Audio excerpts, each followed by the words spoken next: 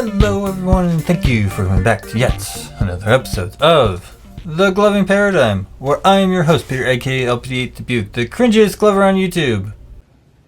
Okay, you need to let that Oh go. my God, Okay? no one cares. It's so boring every day. What is wrong with you people? Huh? Anyways, so, we are just going to be continuing on with the coverage of the IGL Comp that Mr. Freckles is throwing. It's now round 2, so just to give you guys a quick preface. Yes, this is only going to be one video. I'm not breaking this up into two-parters as much as I kind of would like to kind of stretch the content. I'm not going to do that to you guys. All I'm going to have to tell you guys is that this was a very interesting round for both me and Genghis Wrath, and I certainly hope you guys enjoy it too. So without further ado, let's just get right into things. Alrighty, Seaway, welcome back. I hope you're excited just as much as I am about this one, because we are now going into round 2. Oh yeah, super hype. Alright, so before we get started, is there anything you want to talk about before we watch everybody's shows? Things that you're excited about, things that you're hoping to see? Well, I mean, all of these matchups are super hype. The one that I really want to watch the most is probably Morty versus 30K. And then that one's like right at the start. Yeah, so that one's going to be very, very interesting. I know, unfortunately, Blunt did not submit and Steve did not submit. So, unfortunately, guys, you're only going to get 14 videos. But, you know, we're just going to get going right on ahead and get this started. 1 minute, 37 seconds later. So, of course, first up, we got Napsky on his. So, without further ado, Napsky, show us what you got. Show me what you got! I don't know.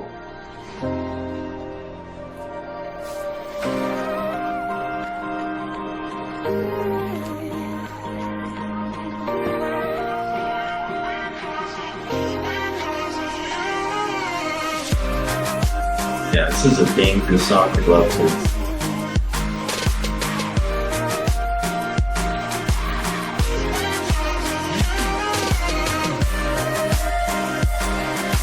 That's a pretty dope move though. Alright. I see what he's doing.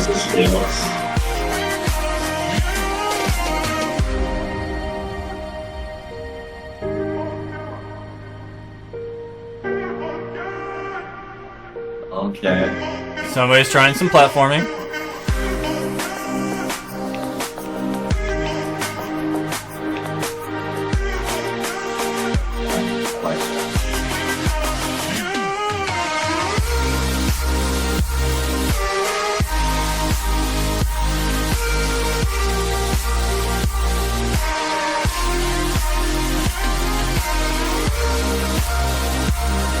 Okay. Yeah, I love how he's getting into it too with the whips. Ah yes, that's so cool. I'm saying bonus points because his backlighting is complementing his colors right now.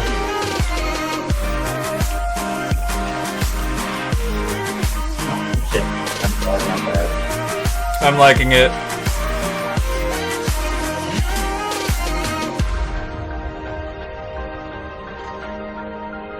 Oh, okay, I love this. That's great.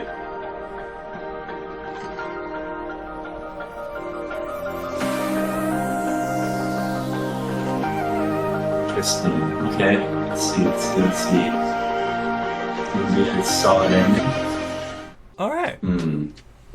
That was Napsky coming in really, really hot. So, alright, Seaway, I'm gonna let you start off first. Let me just grab the points here real quick. So 333, 322, and 223 for a grand total of 23. Wait, you said it was 2. Wait, yeah.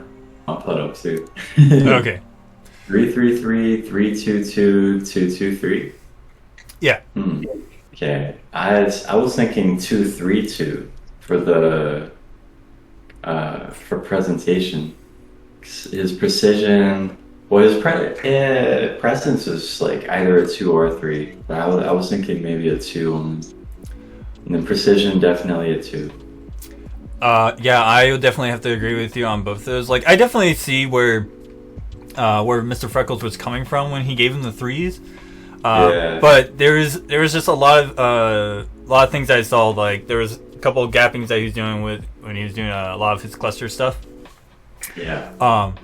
However, I do like that he really pushed on new concepts I haven't seen him do before. So yeah, like platforming and that like difference between here to here, like that was pretty sick.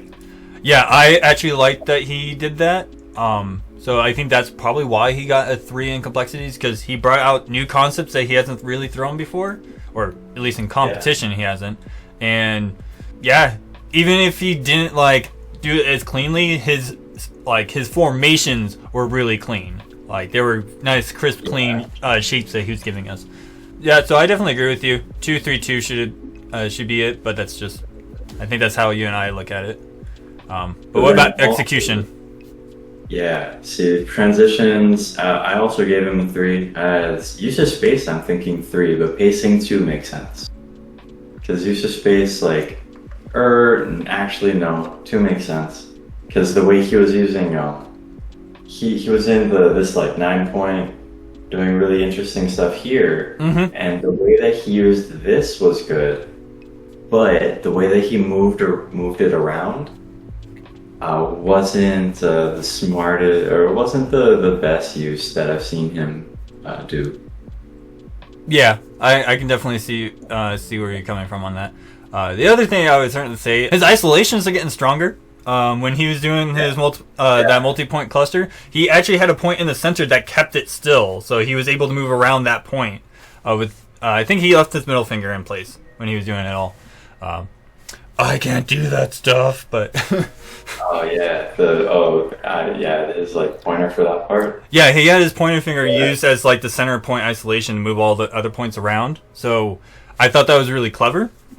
But like you said, when he went to move about the space itself with the shapes, that's where we kind of lost steam on him. Yeah, or like it kind of broke the illusion. Well, other than that, it was a pretty solid showing, especially with transitions. Pacing though, being a 2 makes sense. Yeah. So what about style? Where do you feel about on his style? Yeah, no, I completely agree with Doug. Storytelling, like it's like I mentioned before, that's a dangerous song to tackle. Like if you're gonna go with that, is the best thing I think you can do is to have just like super high charisma and like not be afraid to throw anything. And it felt like there was some hesitation, and that's why storytelling wasn't. There wasn't like a clearly defined character. You know what I mean? Yeah, I would certainly say there were certain concepts that he was throwing that you noticed that once he got through them, he was a little frazzled from it, because it's just like maybe he like didn't do a step or two just right, and it kind of like stumbled him off. However, though, I'm not going to sit here and say that it wasn't a bad show. I do want to highlight something about his show though. His backlighting. Yeah. And what it was doing with his colors. It actually was augmenting his color set on his fingers. So when they were idle, they matched.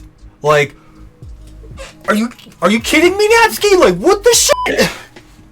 I think my favorite part is because the like main color was complementary.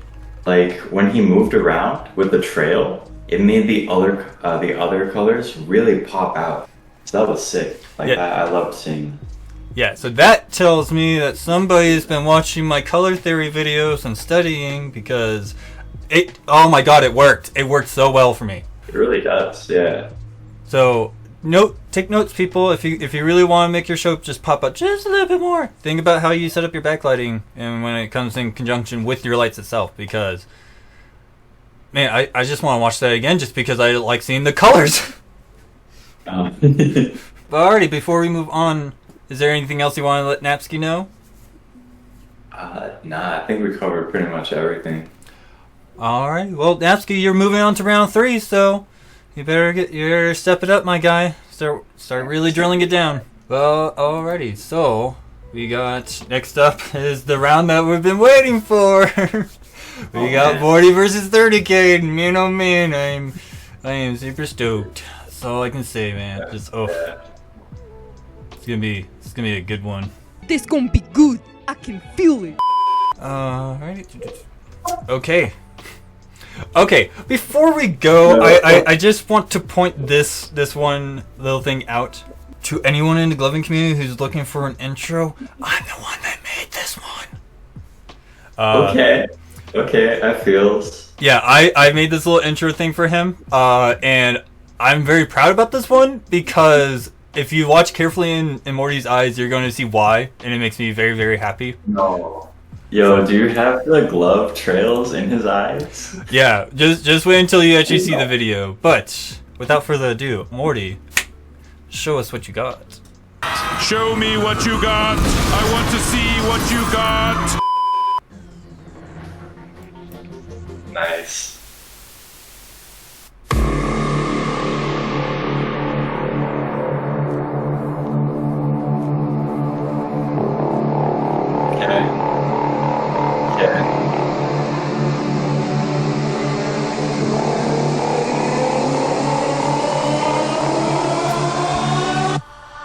Just listen.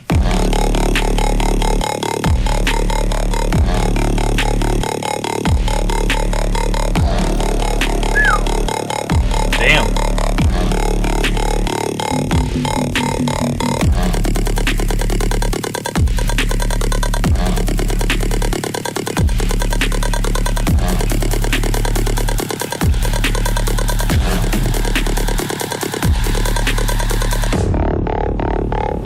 Okay, there we go. Yeah. Jesus.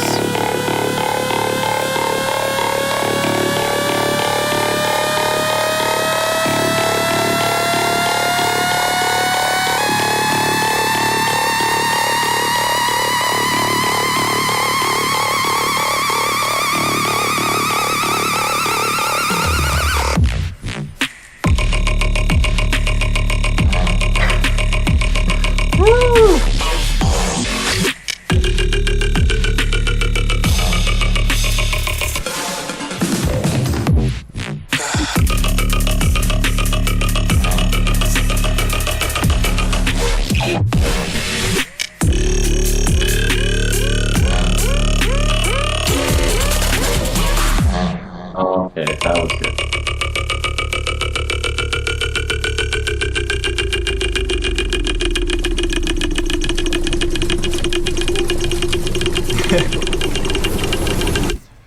Oh yeah. Hmm. Yep, I'm definitely letting that play up because I love that outro. Alright. Alright, let's go ahead and just grab his numbers real quick. A few inches later. But alright, Genghis Wrath, I'm gonna let you take this off first again, and what do you gotta say, man? Because I'm kind of floored on that one.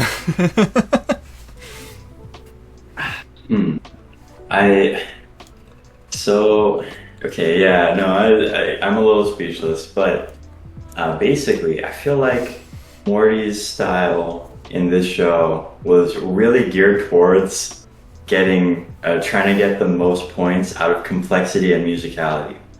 And then everything else kind of followed in. So, in a way, that's a really good way to make a show for a scorecard, you know? Because that's the 2 5s. That's the ones that you really need to hit. I would certainly say hitting complexity and musicality and getting maxed out on those, it's a really good start just because those are your 2 biggest numbers. Yeah. But, no, I really, man, he did some interesting things in terms of negative space that I didn't realize he did. Because I seen this show before he actually posted it for round 2. Oh, but okay. Well, yeah, you made the intro and outro.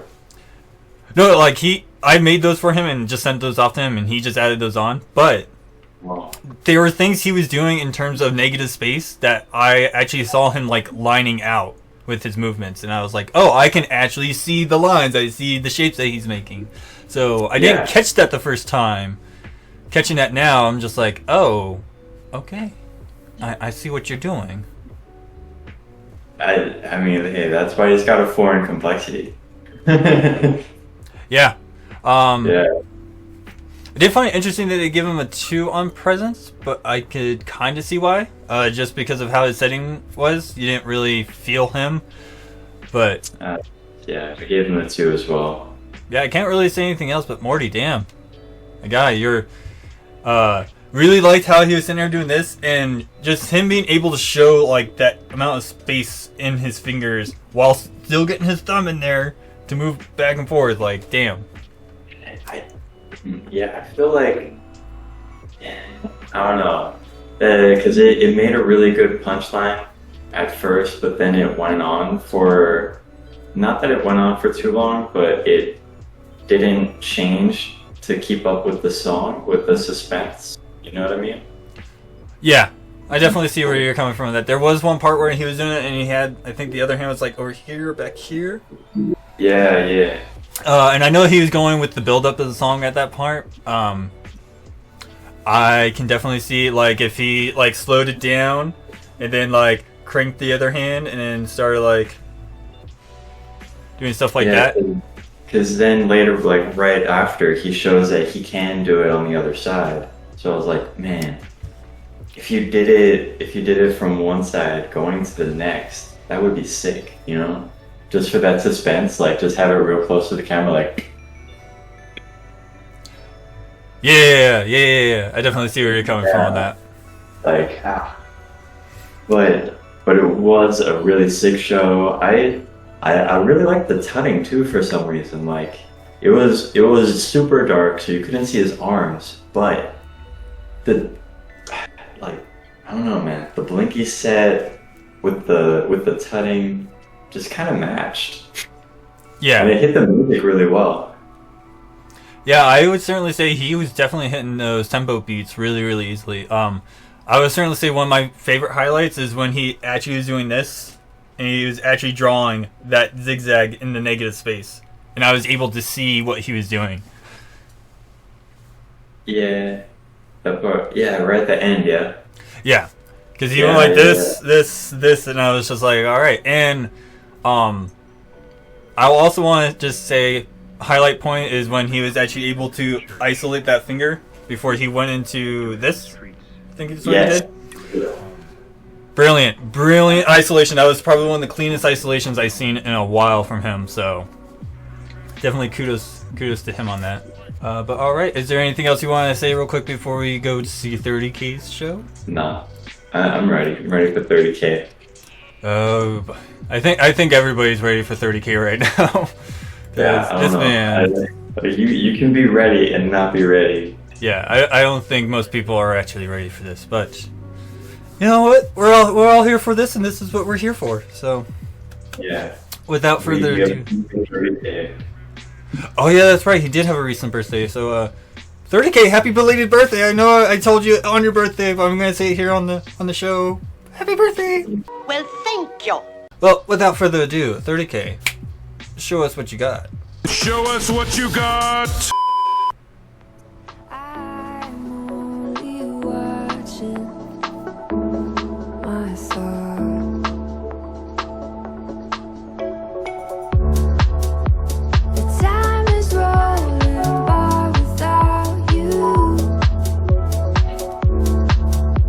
I'm holding on and waiting for change.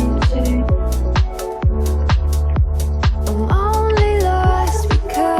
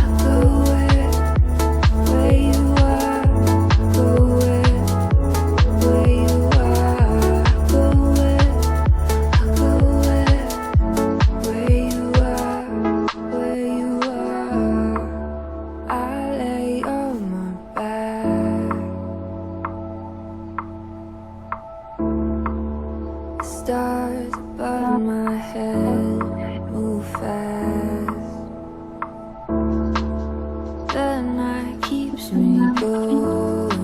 'Cause I know the sky is spinning the same. The time is rolling by without you. Okay. Yeah, that was 30K's show, man. Like, Man, damn, that was. whole fuck. I was just gonna say, I felt that. I really felt that one. All right, Genghis Wrath. What do you think? If you ever want a show that'll like just make you cry, watch some 30K shows, man. Just go on a 30K binge and like cry your eyes out. Oh It's god, great. he always hits me in the feels with this shit. So Yeah. Man, I was like, it was like a tear. I'm just like fighting it back. Like, I was just like, Yeah. I'm just sitting there going, oh my god, this is so beautiful. I just can't say anything right now because I don't want to ruin it. yeah. Yeah. But alright, let's see. So for presentation, you got 333. Execution is 333, and style is 223. Yeah. I probably would have given him a 3 in speed control. That's kind of the only difference I got. I definitely will say that. I will also want to just point out that it's really nice to see the amount of work he's put into learning a particular style and seeing it not permeate throughout his entire show, but it's starting to integrate into his show. So to the people who probably don't know, 30K is the reason why the morphing episode exists. Like, he's the reason why that episode came to life, as well as other people in WWG, of course. But he was the one that really spearheaded that entire idea. So Right. seeing him actually pull off some of the telltale traits that I know of morphing in his show, it wasn't through all of his show, but the parts where he got very, very technical, you definitely saw those traits in there. You definitely saw him pulling some pendulum effects and a lot of transitions. Not only that, he was very smooth and consistent in those movements himself. So, is there anything else you want to say about 30K's show before we move on? Or Well, oh yeah, no, Tuna gave him a 3 in use of space. I probably only would have given him a 2, but it's because he was on one side for a long time. yeah, there were times where he moved over, but the only times I can actually think of that were very few, far and few in between. So yeah, I definitely felt like he kind of was right hand leading, left side dominant type deal. Yeah. But like, I feel like even if you're over here in the back, even if you're not over here in the back, you can be over here in the front. And just that contrast of use of space is really fun to see. Yeah. So, wait, he's going on next, right? Let me double check. Yes, okay, he is. 30K is moving on to the next round, so 30K definitely pay attention to that. Make sure you are getting that. I know how you are, 30K, and I know you start here first, but I want you to try to subvert people's expectations next time, because that's what I want to see. Dude, that's a close match too, 24 to 25. Yeah, literally by 1 point. If we actually look at the score comparison, Yeah, and then Napsky's got 23, so if you take his 4, turn it into a 3, turn the 2 into a 3 in presentation, it pretty much would almost be like identical, because he only got Morty only got a 2 in use of space, right. which definitely can see that because it was definitely within his framing, not as much as on the sides of him. Alrighty, let's move on. We got our next round of contestants being Quacked and T-Dep. You know, I just want to point this out. You guys didn't correct me on my pronunciations of your Glover's name, so I'm guessing I'm saying it right. Or they never watched the video. I don't know.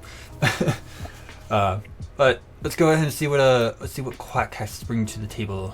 Honestly, though, I want to know if he was going for the name Duck, but realized that Duck was already taken, so he had to go with something equivalent and went with Quacked.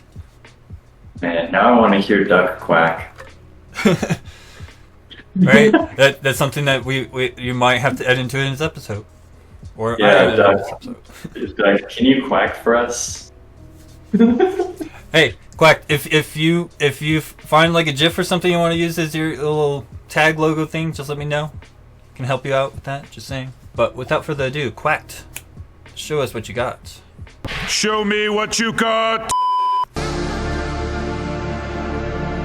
Yo, he upgraded big time. Nice. Oh, this is hype. It's not a phone. Points on the song. That's all I'm saying.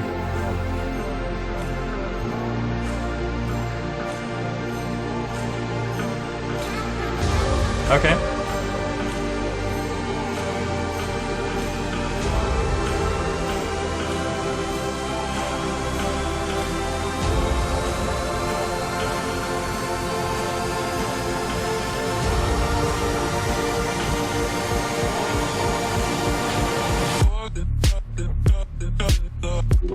Yeah.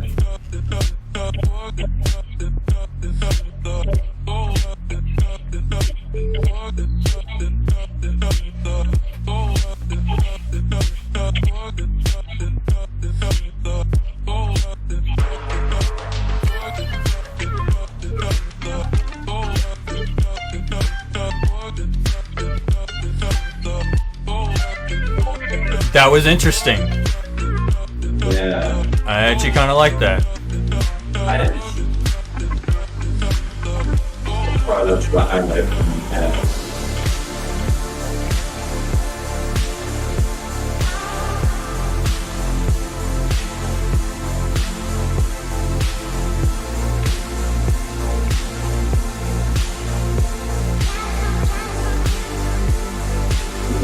Okay. Okay. Wow, dude, that was pretty sweet.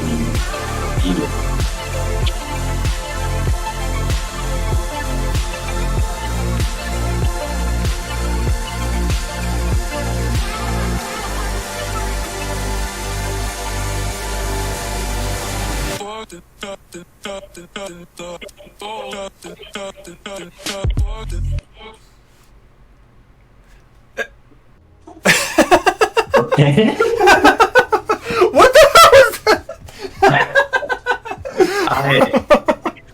Okay, okay, so he just completely surprised us on that part. Yo, big ups on your production quality, though. Like, I'm super hyped that you got it. Yeah, no, I'm excited. A couple things before we go right into the points, into the scorecard. First of all, that ending completely blew me off guard because we were just jokingly talking about it. There it was. Yeah. So, I like it. Exactly what I imagined. Yep, absolutely liked it. Bonus points on the song. I'm a huge Big Wild fan. Love that. And yeah, his video quality did bump up. Like I don't know if he was in the first or the second part of round one, but if he was in part one of round one, then he heard what we said and literally fixed it. So major kudos on video quality. But without further ado, his points are 222 in presentation, 222 in execution, and 222 in style. So he's 2 across the board, all the way. Yeah, I gave him the same thing. I will definitely agree on a lot of the predication. Is just because to me he had a lot of interesting concepts and a lot of things going for him, and he's really starting to understand his musicality. It's just really rough around the edges. Like, yeah, I think musicality. I mentioned this in the first round too, but musicality definitely seems to be his big point, like his main focus. And you can totally tell from this show, which is why I gave him a 2, but it's kind of close to a 3. Like, it'd be a 2.5 if he could do 0.5s. Well, on our show, we can do 0.5s because we don't have to follow the rules. What? I knew it. Stop letting him make you realize stuff. Oh yeah, dude, break all the rules. Breaking all the rules. Stop that! Yeah. I can do what I want. All right. Though I will say this. Okay, he understands music structure, so because he was able to pace himself with the song. Like when cue changes happen and the song changed in a way, he changed with the song. I think he still needs to work on his textures. Yeah. Because I do agree that he did. You could feel the shift, but with your speed control and like just the control of your fingers, you can wind up doing a lot of really interesting stuff with that. Yeah. So, a couple things I will actually point out that, well, at least this is something I know I can point out and immediately say, hey, this is what you can do to improve on it. If you remember when he was over here doing this, or I think he was doing this. Is he doing this or this? It's one of these. Yes. But he was sitting there doing this in the background, and he's going faster and faster. But it stayed in one spot. He didn't show it moving forward, moving back, any of this variation stuff. Nor did he actually change the size of his rotations. Because it could have started low and then got higher. Yeah, because if I remember correctly, he was actually doing that part where there was actually an increase in pitch happening.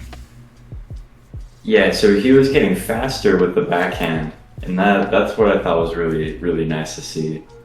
Yeah. So with your movements, Quacked, we know what you're doing with the song. We know that you are recognizing parts of the song and changing up accordingly. It's just the things you are doing are a little rough around the edges right now. So yeah, like that's a show I would love to see IRL, but for a comp show, there's kind of a meta for comp shows. Yeah, especially when it comes to video. One thing I'll definitely will point out though, I think I'm definitely gonna have to make this an episode eventually, but I gotta show like people what is desired in a video compared to an in-person light show. Just because there's such a besides the obvious of eyes versus a camera lens, there's a lot of other intricacies that people need to take into account. And this is stuff that even I'm learning because McKinley's actually been getting on my case about it and explaining to me like how to throw a show to a camera.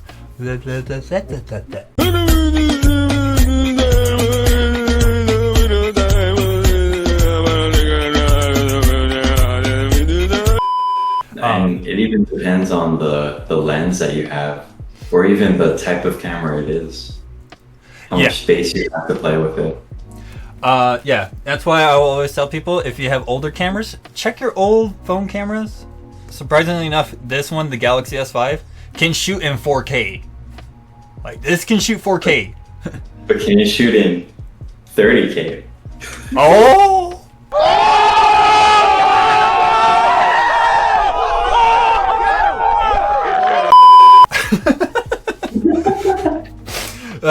He's gonna yell at us for that. My emotions!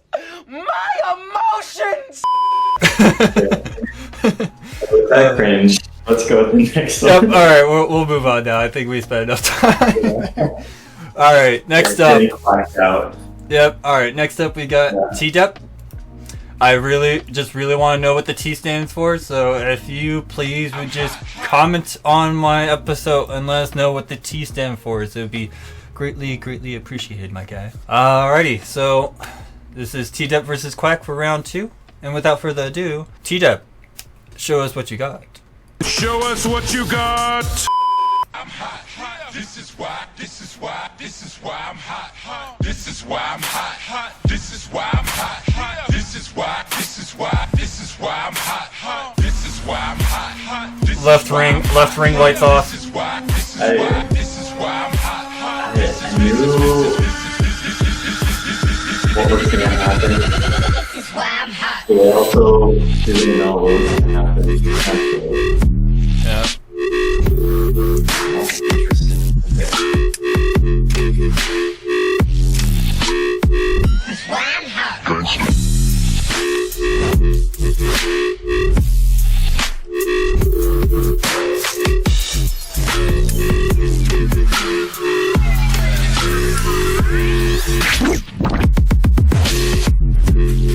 That was a good transition. Yeah. Nice.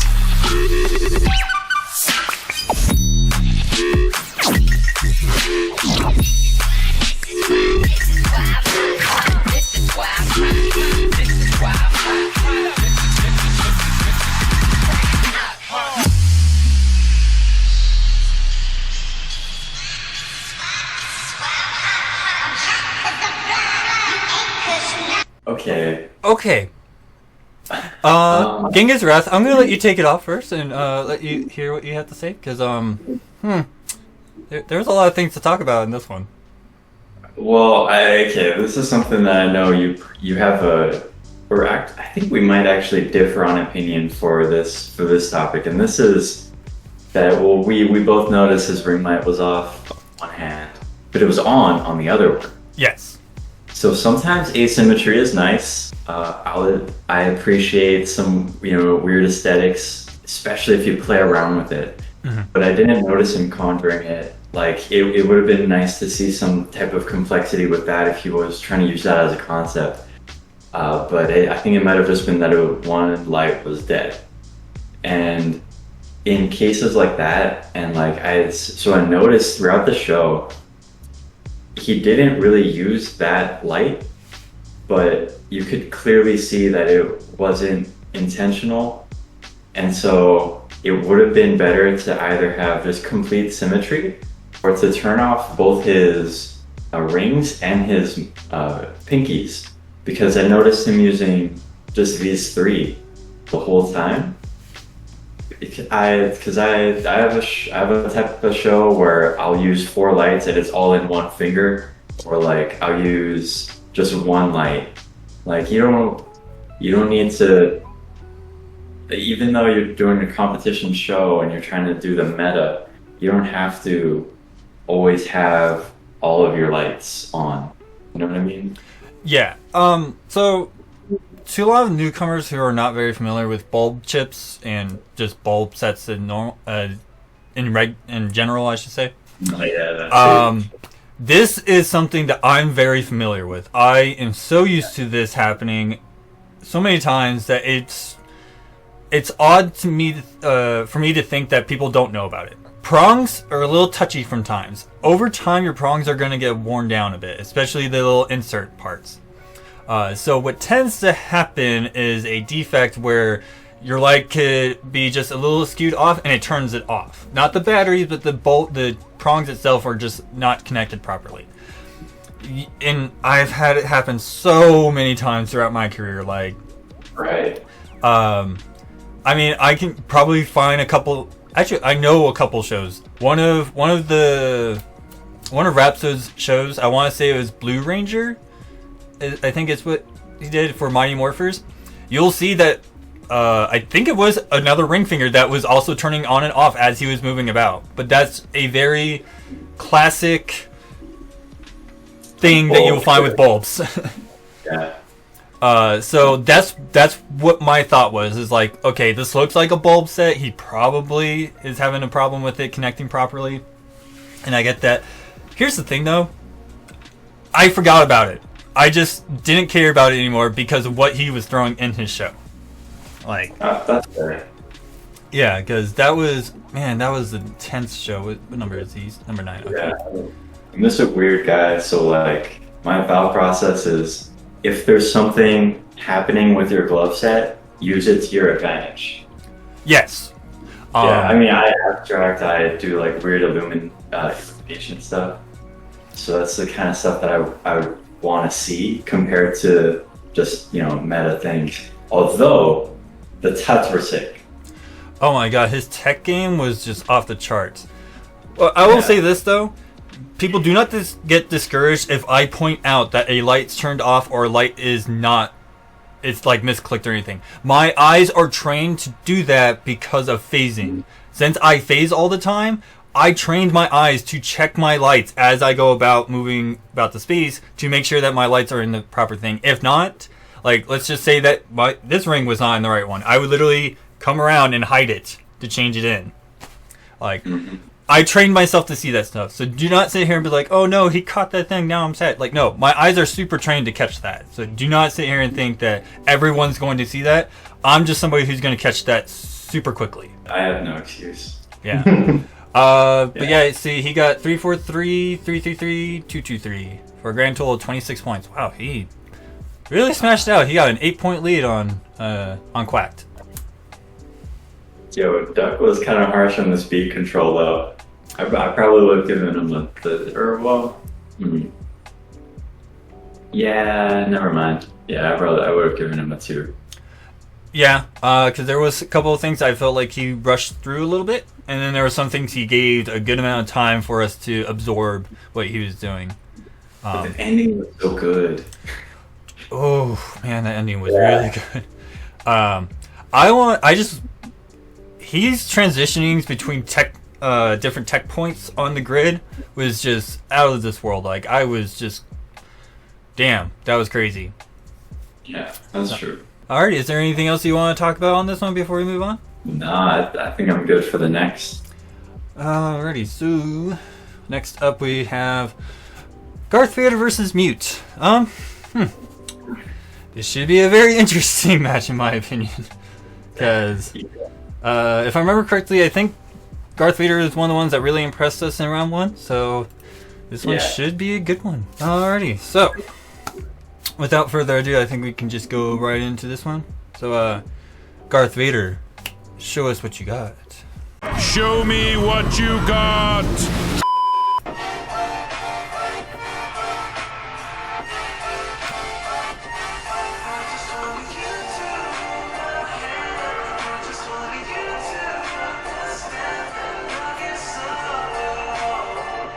I see.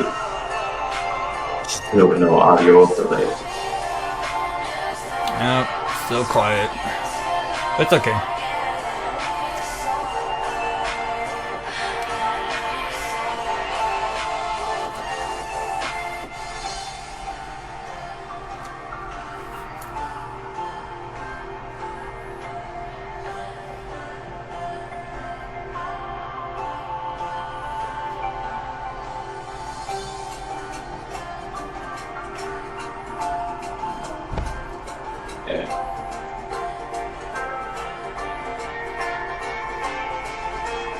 Ooh, okay. That was good.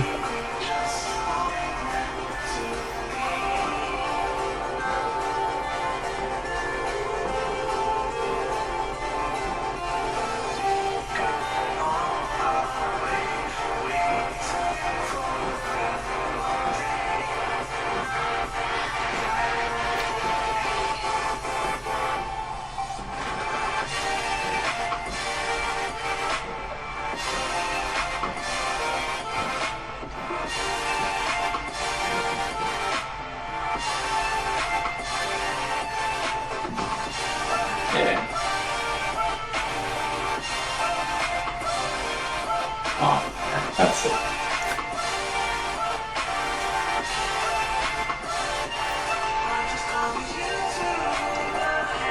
Okay.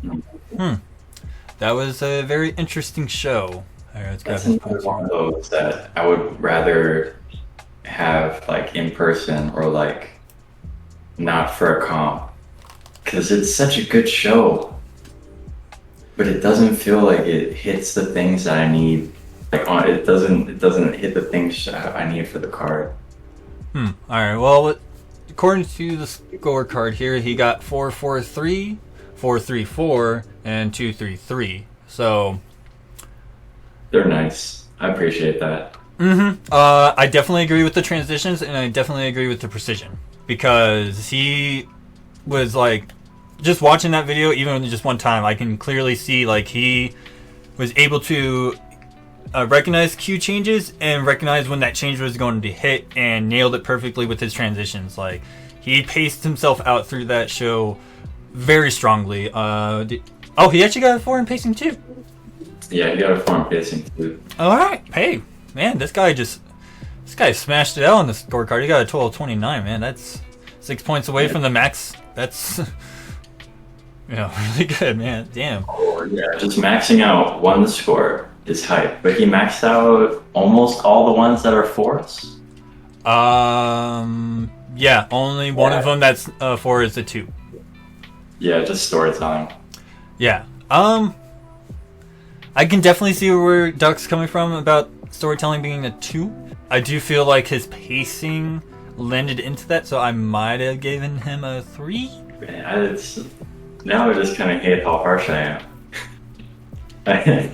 I would have given like Wow, kind of 1 or 2 points off of a little bit of everything on here besides ducks, especially space. I was just gonna say, do you feel like the use of space deserved a 3? I was thinking that might have been a 2. Man, I'm kind of harsh. I would have given that 1, but maybe I would just have to watch it again. I mean, okay, that kind of brings over to the question: what did you think about his glove set? What do you think about his lights? I think he switched it up. Like the configuration was different. Same colors that he used in the last in round 1, but I think he, instead of being this going red to purple, I think he switched it so this was red to purple.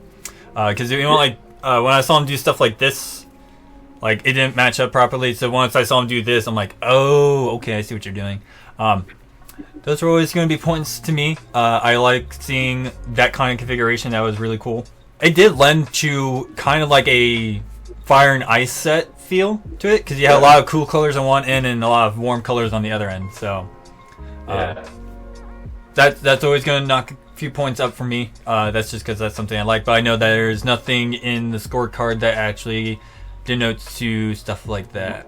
Yeah, I don't really see any other thing I would point out. I was going to say I thought he had really good musicality, but looking at that 3 and thinking about it, I'm just like, yep, no, that makes sense. That makes total sense. Yeah, his was more pacing than musicality. Yeah, and I think that's probably what really led to his show having that strong presentation and execution to it, because damn, he nearly maxed out on those scores. Like shit. But okay, I think next up is Mute. Oh boy, this is gonna be an interesting match in my opinion, because I will point this out. Is it just me, or did Darth Vader give you that Southern California flow feel? Like I got those Southern California vibes out of his flow. Yeah, no, it felt kind of toasty, but like complex. Like, yeah, no, he definitely like liquid heavy, but super smooth, super nice to watch. Yeah. Alrighty, well, without further ado, Mute, show us what you got. Show me what you got. I just wanna.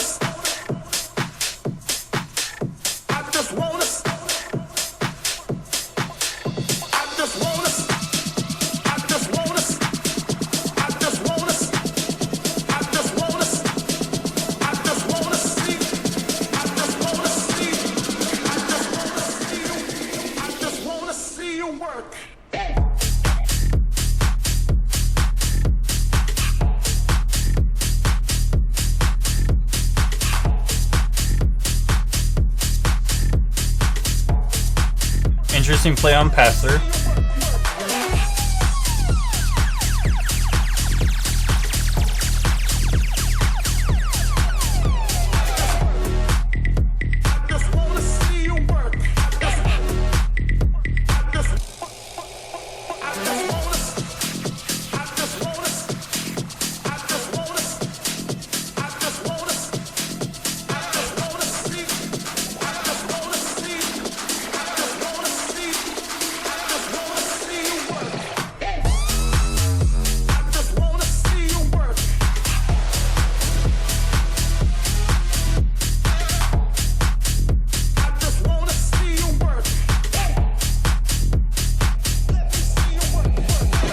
That was nice. Yeah, it was pretty clean. Interesting.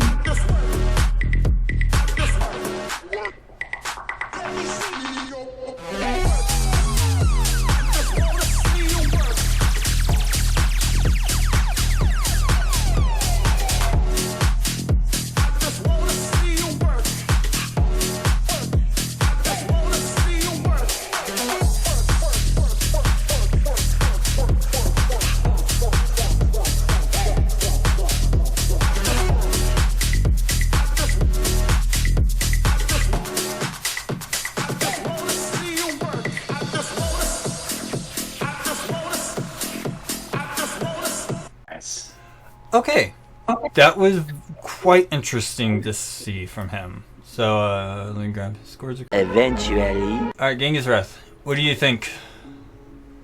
Initial impressions. Okay. Although I feel like he's like that was definitely a progression from the last show. If I remember right, the last show I was a little, I felt like I wanted a little bit more, and he did definitely brought that. But now I'm seeing other faults in his just in kind of the logic of the way that he's not the way that he's moving through space, because that part is really good. Like he has really clean moves. It's just the logic of his like digiting and transitions. Yeah, I noticed that as well. I was like, okay, he fixed some of the things that he got in terms of feedback. New problems propped up. Like he put a band-aid over a leak, and then 3 other leaks just came out of nowhere.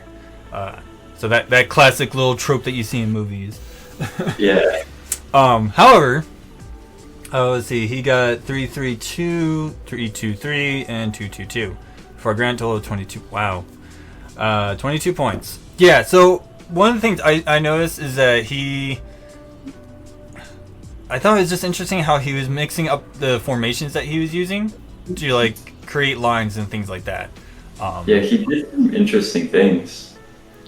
Yeah, I kind of felt a little confused because it's just like, okay, what exactly are you trying to do with these formations? Because it was like, here, I'll make a formation, and then I'm going to use this formation to like make another one, and then do something else, and then come back over to do something else again. I'm like, I think there was a tonal dissonance thing going on. Well, when you put it like that, I like it better now. Tonal dissonance? Yeah. But as you know, for a comp, I feel like so he's number 11, yeah. Yeah. So he got 2 in storytelling. I feel like an easy way to bump that up, because he did have some really cool things that he would like harken back to, but it didn't feel like it was as a theme. It felt like it was just going from move to move. Mm-hmm. So easy way to bump up storytelling, in my opinion. I'm not sure if this would actually work, but like a good example is, I believe it was Puppets round versus Materia, when he first did this move in a video, and then he used that in his platforming later on in the show. Yes. And then he ended with a similar with a similar move, because like, you know, this here and here and here. So if you set up something in the beginning, and then you use it in the middle, and then you end with it, especially if you have a really dope punchline for it, like I feel like his best, his highlight is, you pointed it out as well, when he did the like a really interesting take on a pass-through. Yeah, he didn't do what I would call a traditional pass-through, but he managed to actually like use the shapes to change to do like a pass-through move in and out. Like you still felt that pass through the shapes that he was making. Exactly. So to kind of help with an idea to make people understand what you're talking about in terms of storytelling, there is a thing known as foreshadowing that people should know. But there is a very particular technique in foreshadowing and storytelling, in literary storytelling, called Chekhov's gun. So what Chekhov's gun is basically what you show in the first act must return in the third act, because you are foreshadowing that this thing has some significance. In this case, if you have a gun on the wall on the gun, and if you have a wall on the gun, yep. Wall must be used. Yeah, that's exactly what I was going to say. If you have a gun on the wall in the first act, it must fire in the third act. That is Chekhov's gun. So what Puppet did in that video is he literally Chekhov's gun it. He drew an outline, did some stuff, and then started to show why he drew that outline with his movements and why that was going to take place. Those are ideas when it comes to storytelling that people don't really think about, but those are things that you can do in dance, because choreography uses stuff like that in dance. Like it just like I just started reminiscing of Travis, like a lot of Travis Wall numbers that he does on So You Think You Could Dance, because he does a lot of things that are very simple, like just simple body language gestures that he has his dancers do, and then they perform like this whole thing that near the end you actually see that body language reused again, but in a much more impactful sense. And that's the idea when it comes to applying Chekhov's gun to storytelling and gloving, is that you want to show something very simple that's not very impactful, but then show it again near the end where it has much more impact on it by changing up whatever shapes that you're using. For example, like Puppet doing his thing in Lights On. Yeah. So I totally believe that Mute, like later on, or maybe even like after watching this, can totally find a way to make a theme out of his passing throughs, and then have that Chekhov's gun effect at the end. Yeah. The one thing I will say about his show overall, like I got a lot of TNT vibes. Like, don't get me wrong, TNT is like one of the teams that I followed since the very, very beginning. Musk is literally my number one Glover of all time. Like, he is my favorite Glover. He's the one that I followed since the very beginning of my career. And still, to this day, if I ever see a show from him, I'm like glued to the freaking screen on it. Right. So a lot of his movements and hand positions that he was making gave me the very classic pass-through TNT vibe that they're very well known for. And I just thought that was very interesting. I was like, Mute, please don't tell me you're playing to catering to me and my taste, because this is a comp. You should be focusing on the comp, not coverage. Yeah, you have to focus on Mr. Freckles, Duck, and Tuna. Though I do appreciate it. I do appreciate the thought. I'm kind of glad though that we have these judges, because I feel like with other judges, maybe the scores could have went a different way.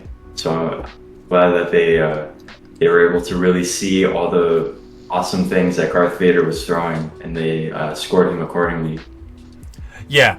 I really like how we are able to actually just cover this and opine on all the shows and literally have no weight on the judging whatsoever, because yeah, that's the best part. I love that. I do too. It is so much fun doing it this way. So I think this is how I'm always going to cover comps, is literally just wait until the scoring comes out and then talk about the scoring, because it's just like I have no weight on it and people still get to see the shows and stuff. Like, I like this. But okay. I think it's time for our next match of contestants, which is Inari versus Juddy. Yeah, dude. Okay.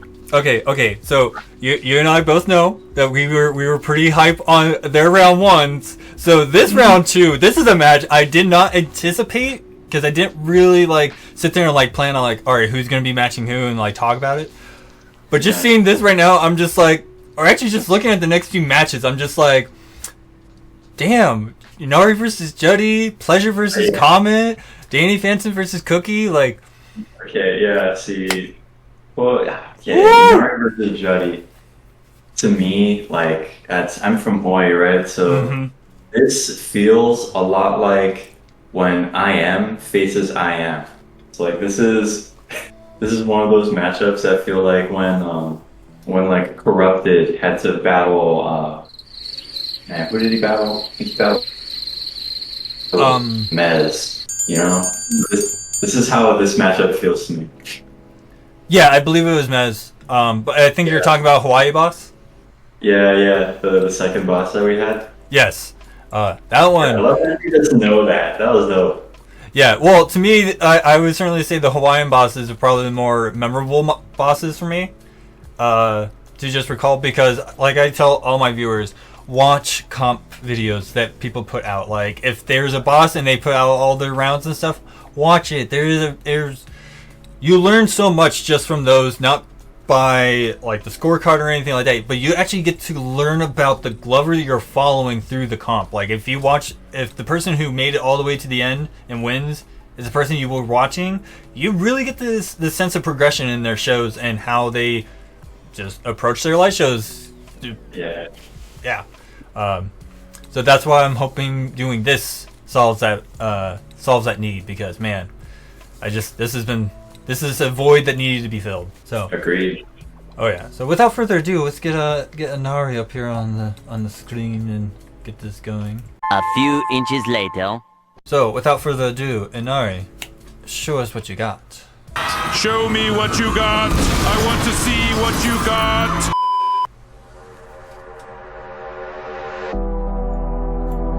Okay, just at the start, super hype.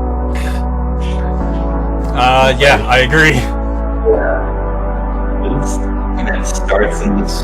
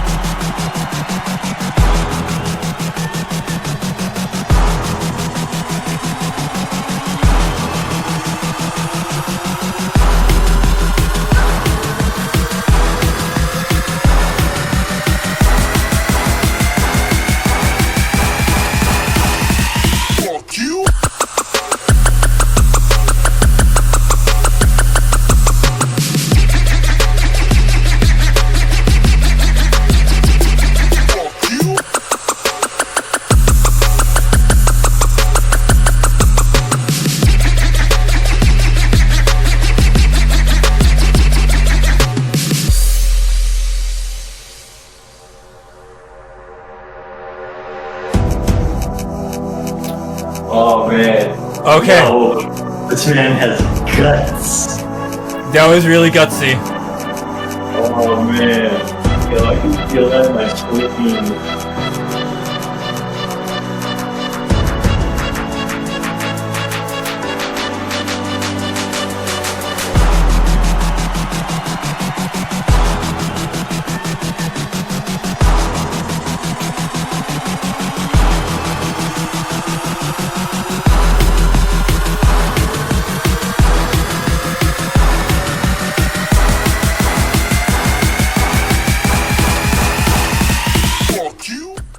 Alright. Damn. Alright. Gang Wrath. Take it away, my guy. Did I get the scores all pulled up here? For his score is 333, 333, 223 for a grand total of 25 points. Wait. No, yeah, that makes sense.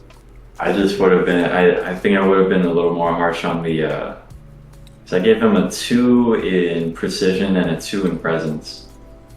But, or well, no, yeah, maybe a 3. Yeah, 3. Definitely 3 in presence. Yeah, 2 in precision. I was gonna say I can see where you're coming from with the 2 in precision. Because it was just, platforming is something that Worldwide Glover is doing their concept of the month currently at the time of this recording, of course. And there's a lot more thought that people are starting to realize that goes into platforming than initially thought, like including myself. Okay, it's a perception style technique, all right, and that's one of those things that people need to remember is that how you present your platforms and the angling that you're trying to convey to your viewer is extremely important. And I haven't really tried to do platforming in front of a camera, but I can guarantee you that if I try to do it right now, it'd probably look really poopy because a camera's view and a human's view is going to be different. Yeah. So trying to throw platforming to a camera is really, really hard. Because I felt like there was just some parts that were just a little off, so it didn't line up perfectly. Yeah. And to me, that's one of the things that I have learned about platforming is that you're trying to draw on that negative space that is right here, but you're also trying to do it with forced perspective. You know, you're trying to make that line up. Because then the viewers are going to think that's one solid shape, or you're doing something differently, just like any forced perspective picture that you've seen on the internet. You know, the classic, I'm holding the Leaning Tower of Pisa.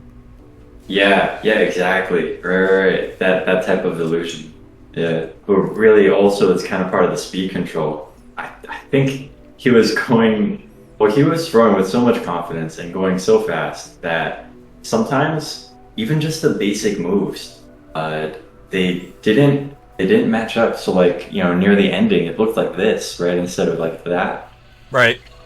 But it wasn't explained because if he were to do a whole show where like, the theme was that he was using this type of digiting, then that would totally make sense. But nah, what he was throwing was supposed to be flat, you know what I mean? So so I would have to dock a point from there. Well, looking at speed control, yeah, he got a 2, and I would have given him 1.5 because because it's I know this is a common trait with a lot of Hawaiian glovers, is that they have those very, very powerful signature dynamic movesets. I mean, anyone who's watched a puppet show knows he likes to go really, really, really fast. Like, you feel that intensity from him right off the bat with his dynamic movesets. And it's very common for me to see it in a lot of Hawaiian glovers. Granted, there are plenty of Colorado glovers who do it too, and there are plenty of Seattle glovers who also do it. But it is just, to me, a very signature trait for a Hawaiian glover to have just a very powerful and very intense dynamic movesets. With their whips and flails, they're very intense. There was one part that I really liked. That he had the fist right here, and he came around with a very fast whip, and you got this beautiful line of his whip.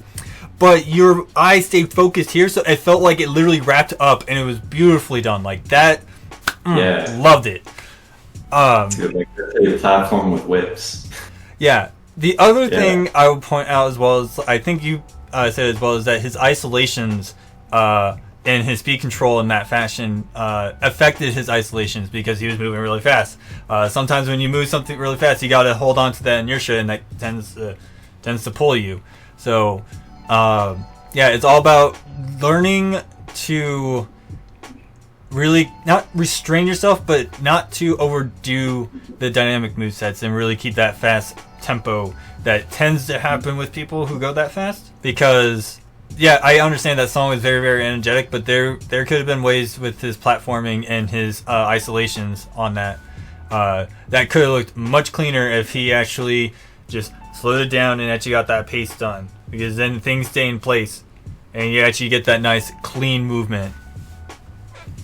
Although, for most of it, it really was pretty clean. And my favorite part, I'm a little curious how you thought of this, because I was going off when it went down, and it stayed down, and false endings, surprisingly enough, are very, very effective.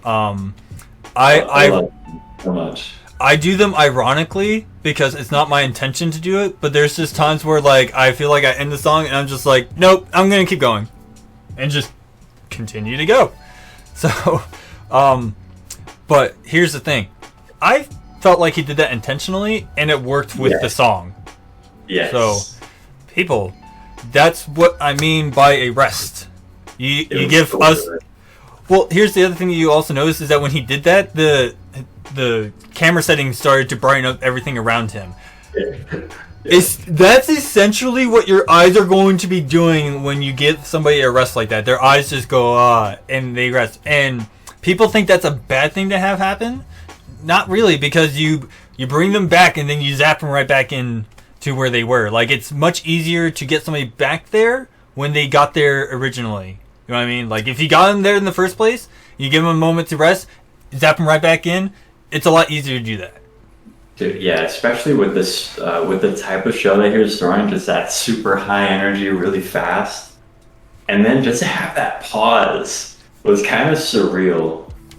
So I'm so glad that happened. That was super hype. Yeah, and he did keep up with the song in terms of the intensity of the song that came up, because he didn't just come right back in throwing. He just came right back in and started starting a new set. It was really very smart. Probably the smartest show thus far. Yes. Yeah. So. But also, side note, because you mentioned that people from here have that kind of specific style sometimes. Yeah, if I recall correctly, Inari's not from here. I don't think he's visited. I don't know where he's from. I can't remember. If Inari watches this, please let us know. Please clarify. We want to be correct, but you definitely give me Hawaiian vibes. Yeah, I would love to trade with you. Come down. That'd be dope. And I mean, there's nothing wrong with that. There is a reason why the Hawaiian teams like blew up in 2014, 2015 era. Like, there was a reason why they came out of nowhere and completely shocked the entire states. Alrighty. Let's see, who do we got? Okay. We got Juddy, and I'm not entirely sure if Juddy's from Hawaii either. Oh, he's not. Oh, okay. But either way, I'm very excited about his show. He comes with a very unique take on his performances, and it's always been just an absolute treat to watch. So, without further ado, Juddy, show us what you got. Show me what you got.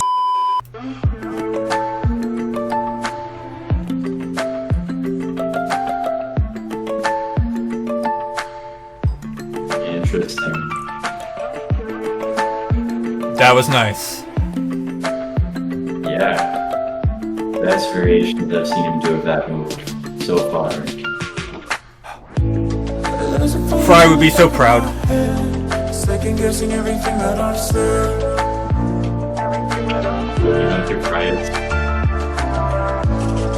I've been feeling kinda strange lately.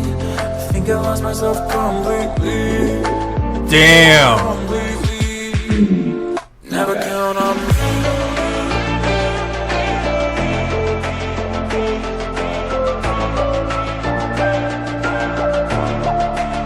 So never count on me.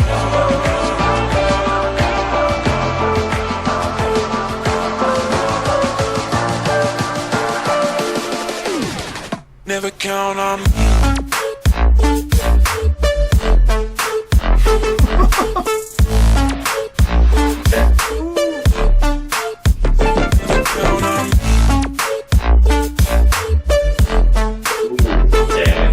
I like this.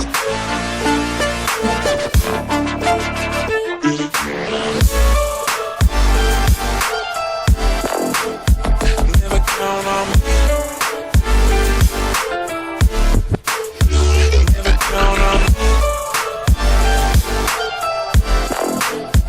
Never count on me.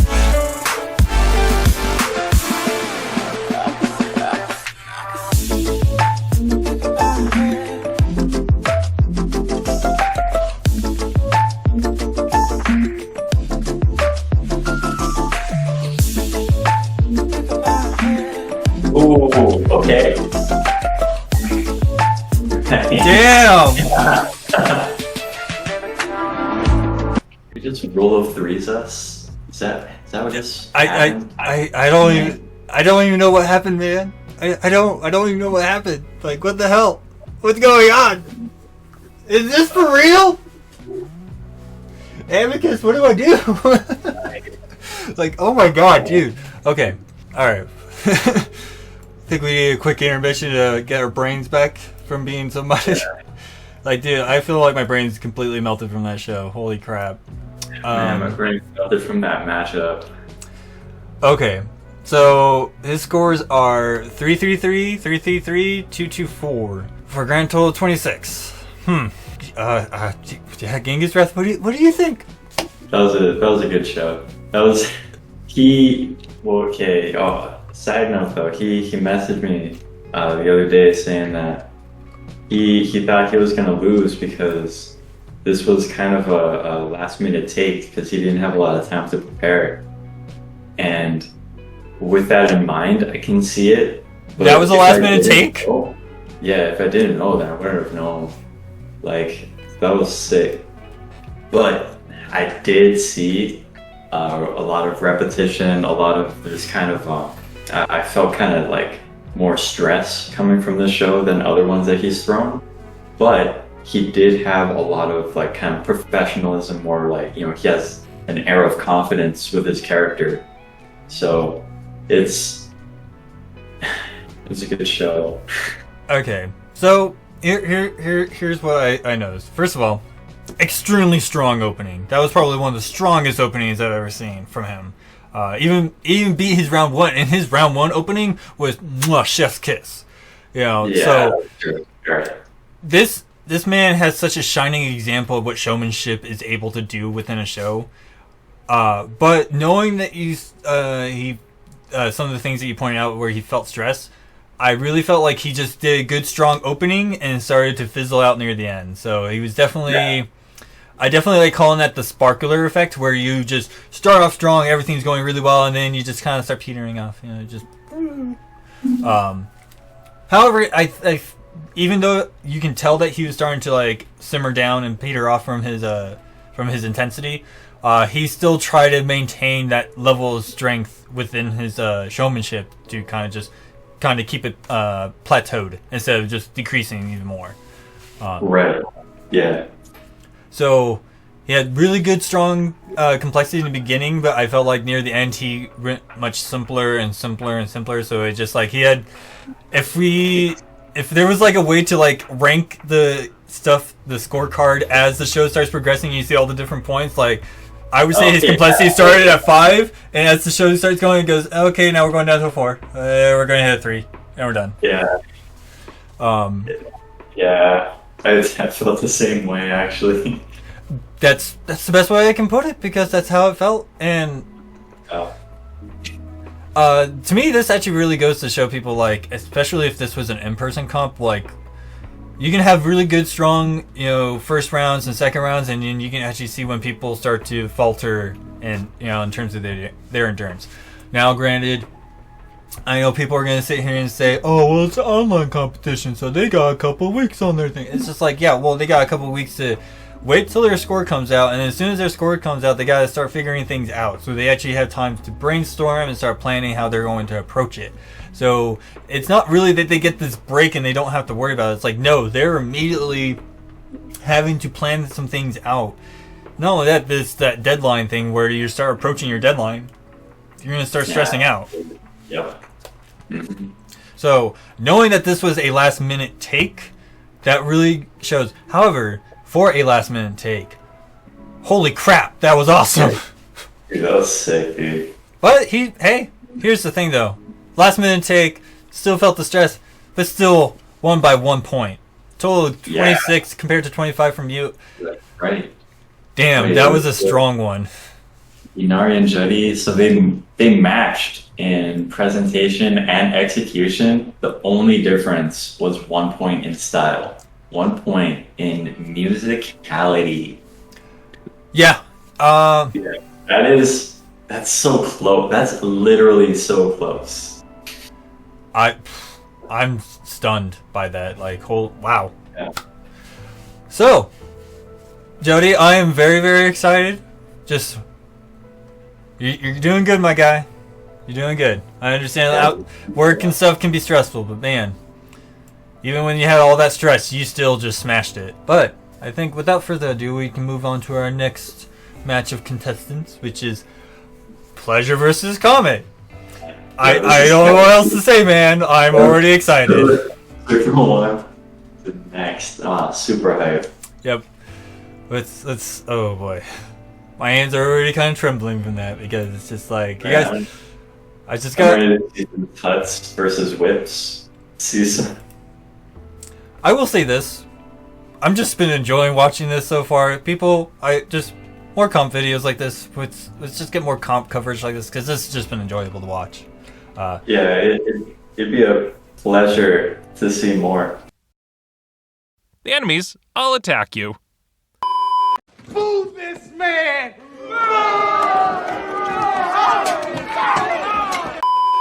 Exactly. The only thing I will certainly say, editing comp videos, like doing coverage like this and then editing it, oh my god, it takes so much energy for me, because it's so much footage. But we're here for it. We're gonna do this, and I'm just providing the best form of content I can. But without further ado, Pleasure, show us what you got. Show me what you got. Fucking alcoholic, call it what you wanna call it. I'm a fucking alcoholic. Call it what you wanna call it. I'm a fucking alcoholic. Call it what you wanna call it. I'm a fucking alcoholic.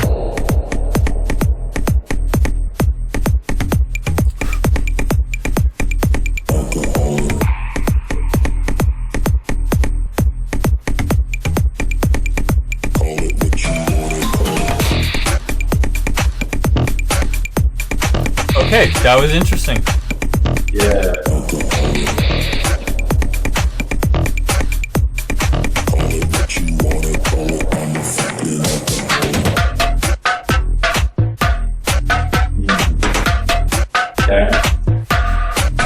Alright, that was nice.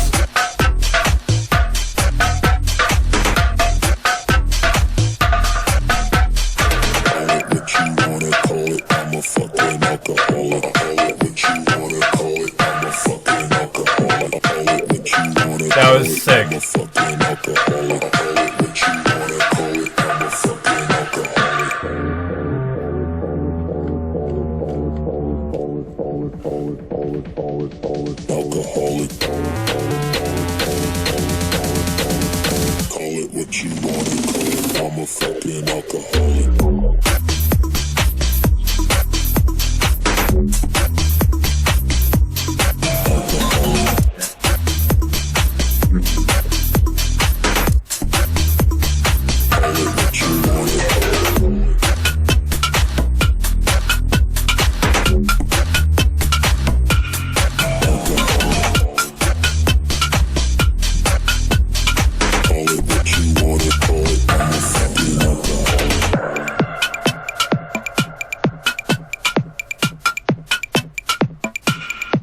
Damn.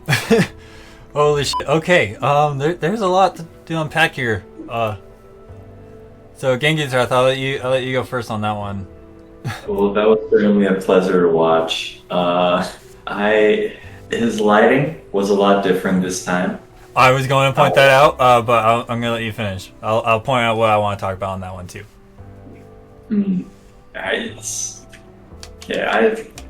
Maybe I still have to process it. I'll let you go. Okay. So with my initial thoughts, first of all, the lighting, background, setting, all that stuff, and his lights itself all changed, and were all thought out together. He played them together because he wanted to make sure that his lights were contrasted enough with his background and everything, so they were not washed out like it was in his first round video. However, like you and I said, his first round video needed that kind of lighting with the kind of moves that he was doing. He did much different moves in this round, therefore the lighting changed and he played to that with his movesets. One of the most interesting things I was seeing with his show is that he maintained, the best way I'm going to put it is a font of gloving. So how his movements were with his tech and things like that felt extremely robotic and gave me very reminiscent vibes of like how Anti likes to approach his shows, and he likes to be very robotic with his movements. So that really plays into the popping and locking technical techniques that we adopted from those two styles, and he played it very strongly. So just looking at his scores right here, I definitely agree with the precision. Just because some of those ones he didn't line up just right.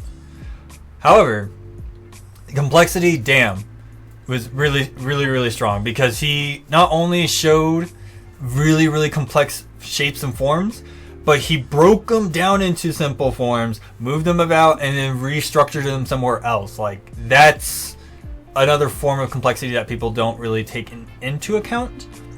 Because they think complexity is just like, see how far you can contort yourself to do the thing, when that's not the case at all. It is literally how you are able to show how something simple can become complex, but also get back down to simple. And that's what I really felt. Yeah, that was definitely on the forefront of this show. Like I get why he got a 4 in complexity. I don't know. I feel like he repeated a couple things just a little too much for me to like accurately enjoy everything. But I don't know. The texture in which he moved, definitely unique. It's something that I'm glad that we have someone for, like how you mentioned the robotic movement. Like I just kind of wish that I could see it more in his other types of moves. So I kind of only see it with the tutting and the digiting. I don't see it with the clusters. I don't see it with the whips. But it'd be interesting to see kind of how you can break that down even more. Yeah, so I know exactly where you're coming from, because his tutting and digits, and didn't really see a whole lot of dials, but I did see a lot of dials within his digiting work. So his digital and tutting tech is really, really good. And I definitely agree where you guys, I see where he starts to falter when it comes to more flow-based concepts, more liquid-based concepts, and things like that nature. Clusters to me is just a very extreme advanced form of micro transitionings with on the grid. You know, because you're showing multiple points, you're showing how each of these points interact with each other and their relationships to each other in terms of weight, gravitational pulls. Because the way I always look at clusters is you can't just move a point over without it confusing your viewer. Like if you just have like 6 points and you just go, oh, let me just move this one over here, but don't really fix anything else or adjust anywhere else with those, it starts to lose that kind of conveyance to your viewers. So showing that there's this level of weight relationship to each of those points is what makes more sense to your viewer, because it's like, oh, that one moves, these move. You know, this top one moves down, these are going to move down. These move together, things of that nature. But it's also like a fun way to continue a show's I get not presence, but like light presence, and because without trails, even though you can obviously do trails with clusters, right? Like you could have a 6 point and then slowly open it into a 9, stuff like that. But in this show, especially with this lighting, I kind of only saw trails when he was doing his like larger hinges, and it was only on that one side. So maybe that's kind of what I would want to see with his lighting. That's why I personally would only give him a 2 in use of space and a 2 in transitions, because it's like, especially with that lighting, you need trails. But it was a really sick show for the tuts. Yeah, if this was a tut battle, this would be a different story. Yeah. But yeah, so to me, I feel this really kind of highlighted not necessarily weaknesses, but a little bit of shortcomings.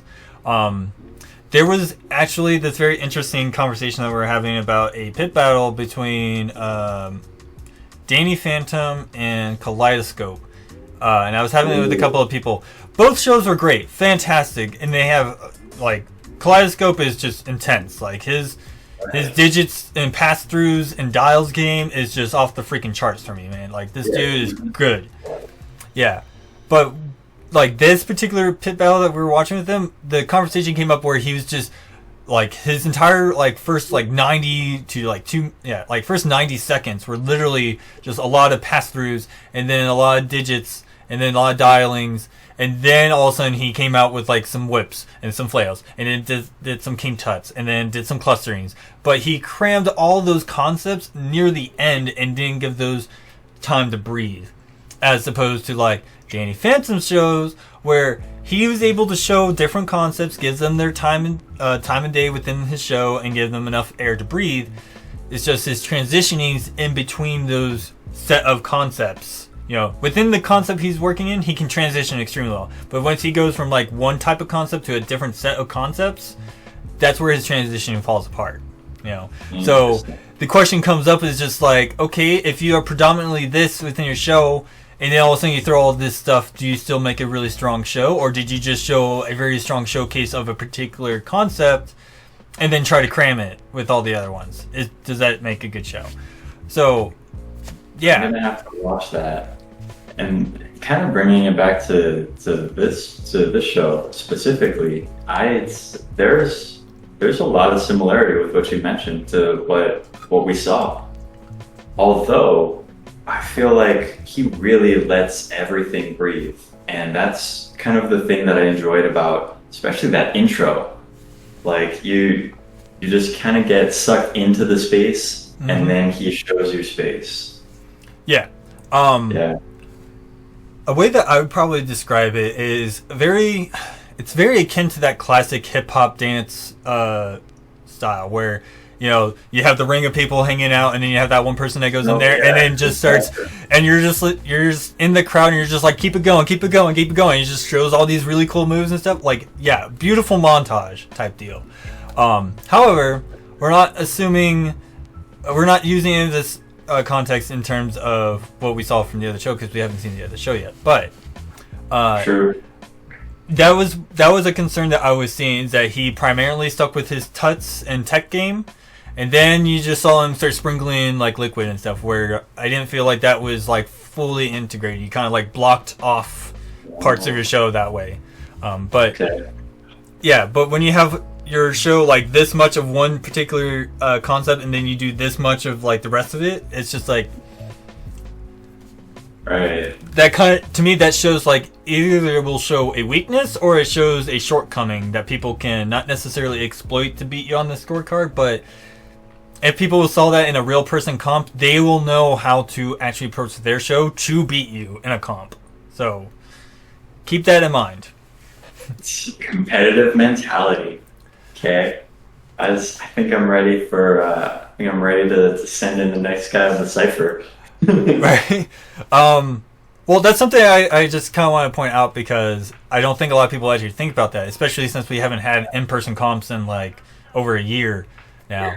So that's something I want to stress, that if you're in an in-person comp and you're the first person to throw, just know that the person who's throwing next can adjust a strategy to go against you and actually try to one-up you and beat you on the scorecard.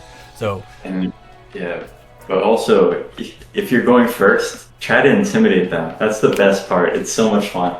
Like, do as many call-outs as you can. It's hilarious. It's great. Yes. But it's also bad. So it's, pace yourself. Don't do too much.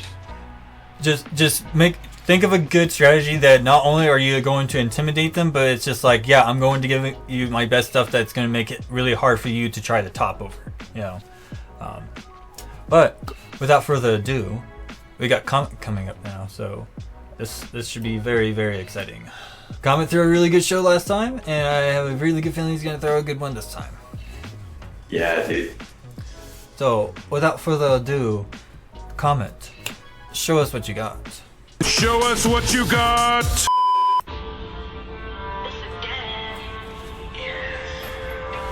I'm a buff baby, but I dance like a man. She a nice lady and she shaking her yams. Spent the whole summer trapping out the sedan, marching with the bands cause I think that I can. I'm a lover, not a fighter, Palm lights. but I'll never let you flex with me.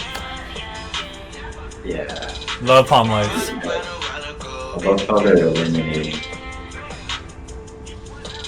Mama told me, but the hoe, get that dough, that's the remedy. So now I'm smoking all my veggies and I'm counting on my celery. Yeah. Same pants every day, like these were my only jeans. Yeah. Take a shot. Pretty strong grid work here.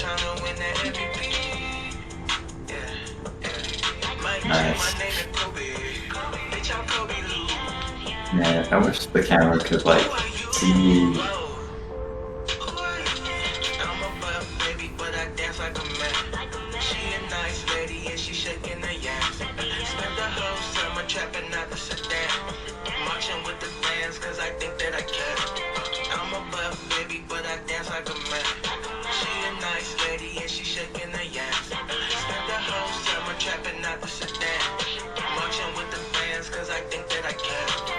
Okay, that was an interesting transition.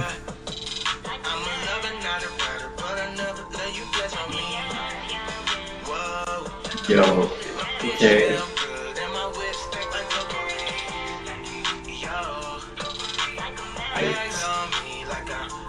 The circles.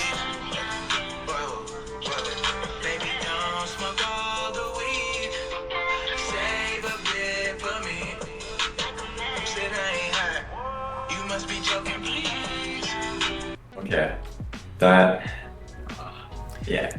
Okay, that was quite interesting. So, Yusrath, what do you think? I feel like it's not that he's like well, remember what you mentioned about how like when you go first, your opponent can see what you're doing. You saw Comet's tuts in this and his transitions.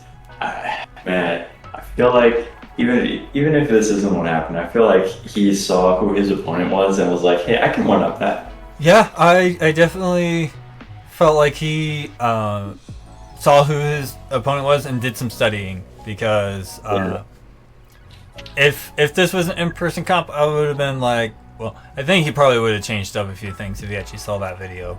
But those were some very interesting concepts that he pulled. I really liked how he maintained that kind of level of pacing that he had throughout. It was nice and slow and allowed a lot of the things that he was doing to breathe. I would say he had what I would call a more flow-based tuts. You know what I mean? It didn't feel so technical and like lightning crisp clean. It was much more, the movements were a little bit more flowy in that fashion. You know, you got this more airy motion with it that I like. That's just something I like, though. And the part that was technical about his tutting was the space in between, like the transitions between them. Yeah. Right, because he went from like a finger roll into a tut, and then he went like near the beginning from a finger roll into that finger tut position, right? Mm-hmm. And then when he really got into his techniques and doing his technical work, yeah, he was moving about the grid. He was showing that he understood grid. He was moving in and out. Like, it was, to me, that was a very strong presentation of understanding grid work, while also being able to show how flow-based concepts or flow-based techniques can be applied to technical concepts. Yeah, like I agree. He had a lot of I would like to consider them more like intangibles. So like his pacing, his speed control, his the texture that he used, because he did kind of change up the texture and like the tenseness of his fingers, and that was fun to see. That was interesting to see. It didn't feel like he underestimated his opponent at all. No, it's just, it felt like this is only the beginning. Like he was trying to tell a longer story with the comp. So that's also something that's kind of dangerous to do. If I remember correctly, I think it was GFC with round 1 and round 2. Morty told me that he intentionally ended his round 1 and started his round 2 in the same position because he wanted to chain together. And I think the judges pointed that out as well. And I don't know if they knocked him on that. I don't think it changed their score. I think it was just impressive. Yeah, to me, the way I would look at that is fortune favors the bold, and that was a very bold move on his part. I just don't remember exactly if that paid off or not. But again, that's immaterial at this point. So, what is there any points on the score that you probably would have changed, or do you think he got pretty much where he needed to be? Number 15. While I appreciate how harsh Duck is, I probably would have given him a 3 in. I think I would have given him a 3 in storytelling. But that's only after watching it once. I would probably have to watch it a couple more times to be like real critical on it. Speed control being 2 kind of makes sense, because there was this one point where he was doing a lot of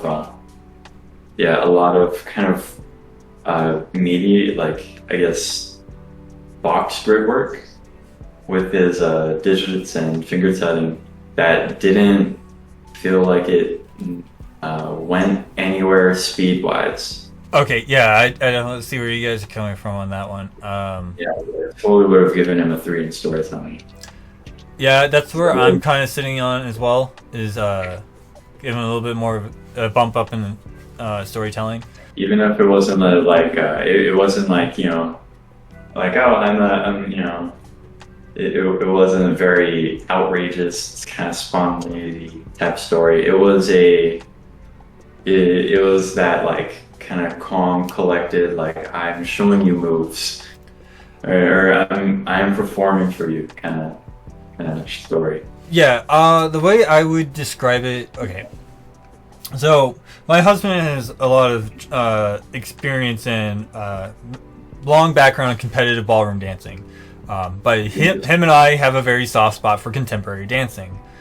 And I like contemporary dancing because it's really good at storytelling and it's really good at conveying emotions.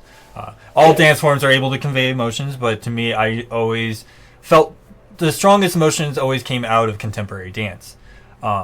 This show felt like what contemporary dance is if you put it into gloving terms. You take all the gloving terms and did a contemporary. This is what a contemporary dance would feel like, and I like it because I felt a little bit more of that intimate feeling that you would get from a show, especially when you have somebody moving the way that he did in this show, because it was much more on that feeling rather than this level of technicality that most people actually try to go for.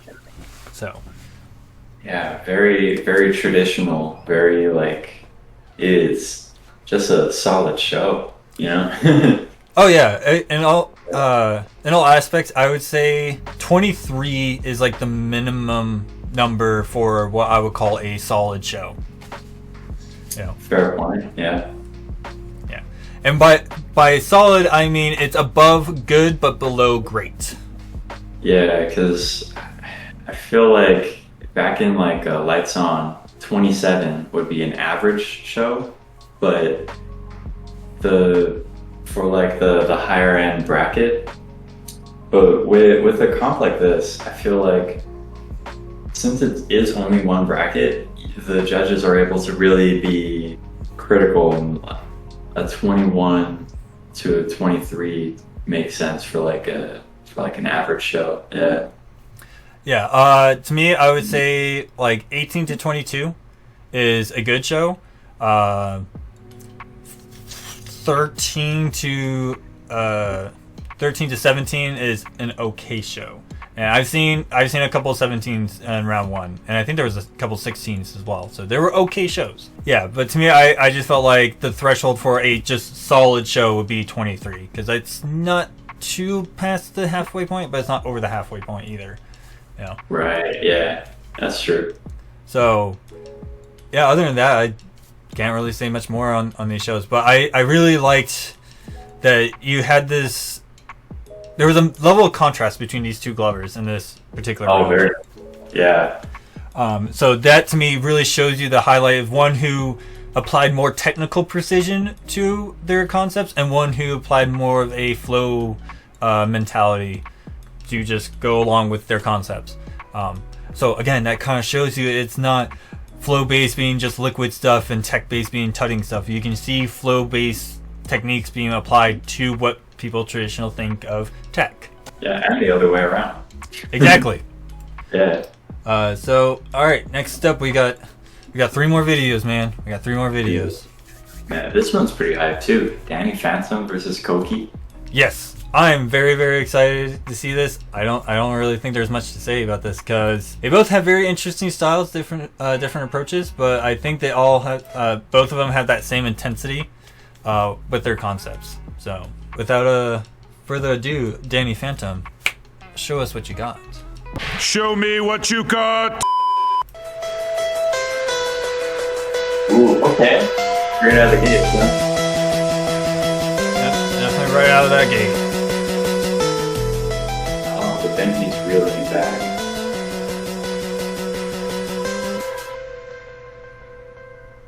This might have made a better intro. That was interesting.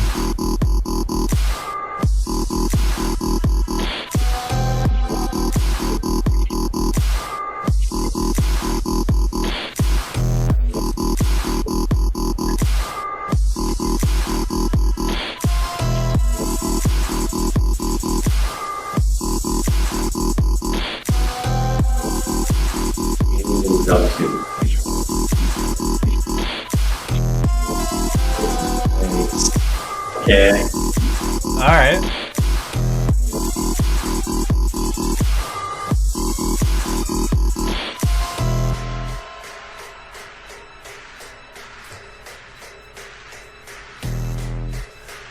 Okay, that was a good transition.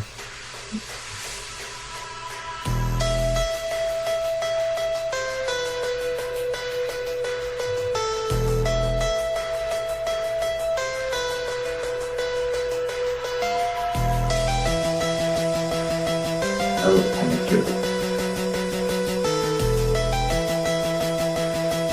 Oh man, that was going really good too. So much potential.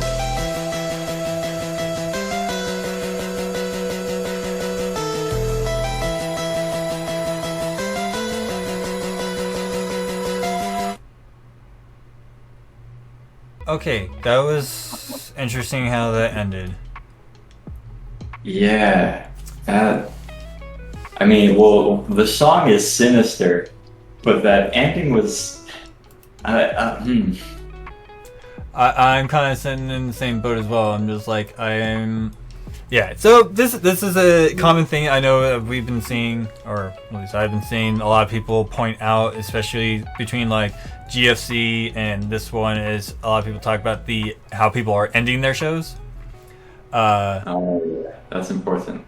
Yeah, but if the song kept going and then Danny's ending was fine. You know what I mean? If there was still music going when he ended, it would have been fine. Yeah. The song ended, and so it kind of felt weird. I don't know how many takes he did, so it's kind of hard to really kind of opine on that. But with his scores, see 16? Yeah. He got 333, 323, and 223 for a grand total of 24 points. Man, I'm still thinking about that ending. I don't know that song personally, so I don't know if he just accidentally cut a little bit of that song off too early. That's my concern as well, because it felt a little abrupt. You know what I mean? In the audio editing, yeah. Yeah, so I'm not entirely sure exactly what happened, but barring the ending, though, I really liked his pacing. So I'm actually kind of glad I do agree that he has a 3. His transitions are good, but if we were talking about transitions between sets of concepts, not within a particular concept, I would probably give him a 2. Same here, yeah. But there are some things that I can help give ideas for. So in his show, he did a 9-point cluster that he got into. Beautiful transitioning. But when he went to go out of that, he just pulled it back like this and then started whipping it out. Danny, here's an idea. Instead of pulling it back, curl all those fingers in and then come out. Stuff like that. Where you actually curl them in, because one of the things that I always point out to people is when you start hiding your fingers like this is not necessarily a reset, but this is the perfect way to go wherever you want to go. So if you want to do tutting, you just come out and start doing tutting. If you want to do liquid-based concepts, you can start doing finger rolls and stuff. If you want to do digit work, you can start doing stuff like this and then go into your digits and stuff like that. But it's just one of those things that I just felt he went like this and then just started going into it. And it's just like, if he just curled in his fingers and then came around and started doing stuff like this, that would have been a stronger transition. Or even if you just kind of had them like that and then, Yeah. Right, there's ways to transition into and out of everything. All concepts are fluid in that, or all concepts are plastic in that nature. Yes.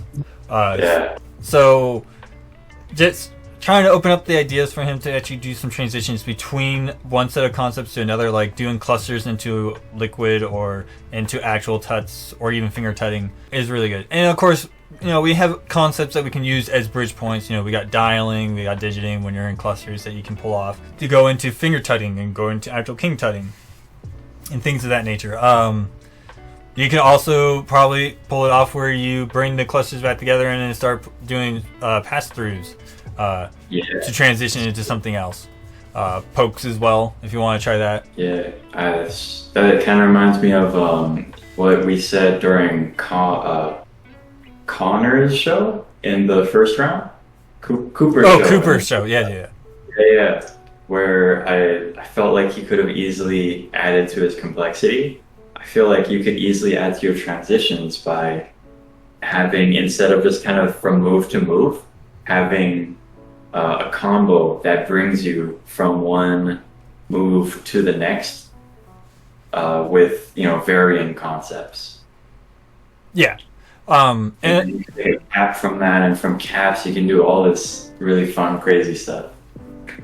Yeah, so caps is always a good point to go to find those ideas and start brewing those ideas. Another thing I will also want to point out to the audience is like when it comes to like transitions, it's not like you have to have like this 4-step or 18-step or whatever, how many steps to do it. Like you can have however many steps you want to do to go from one type of concepts to another type of concepts. Do how many is what that's going to get you there.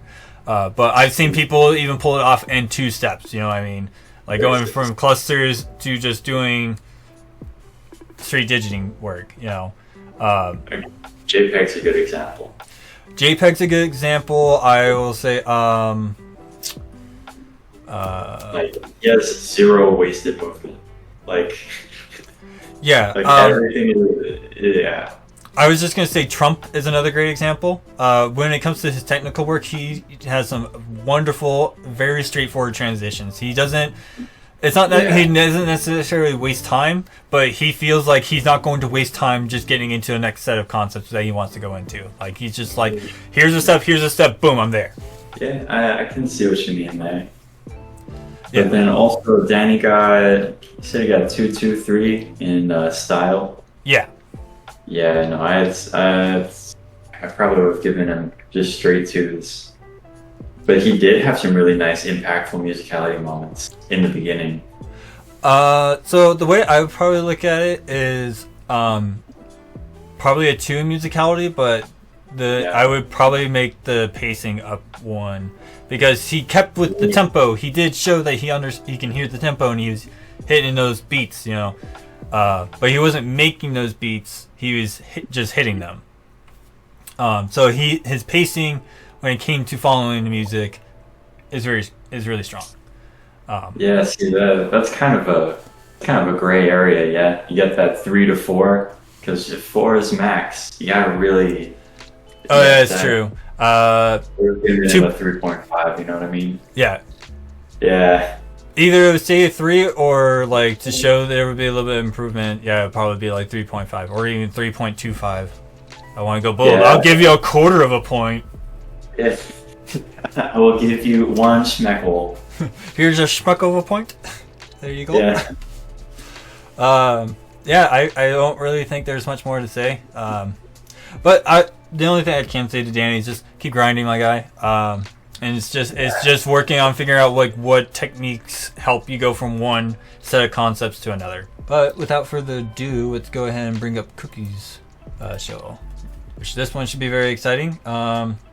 I remember we had a good amount of talk about this one in round 1, so his round 2 should be very interesting. And already the backdrop has already like got me intrigued. So this is gonna be a good one.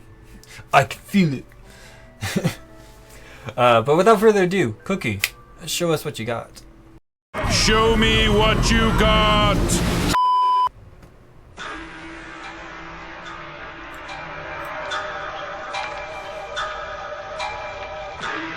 Okay.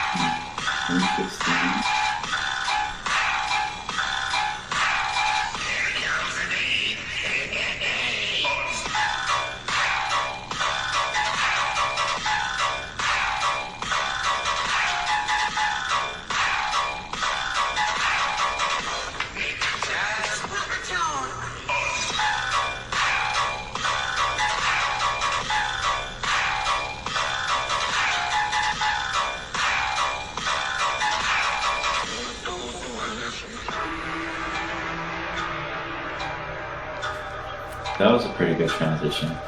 Yeah, that was very strong.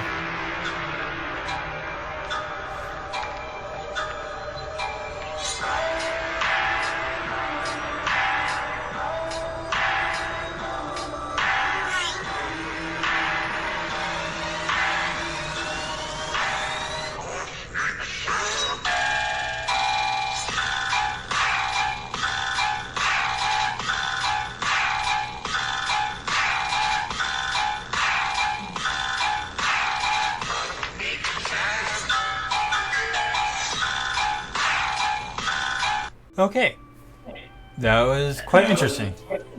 Yeah, that was the safest show this round. I feel like that's like a good challenge show. Like someone told him, okay, let's see if you can win with just using finger rolls, and he's like, I did a little bit more. But it was a solid show nonetheless. Like, yeah, dude, you got a 27. That's huge. Yeah, he did get a 27. He got 4 in complexity, 3. Not complexity.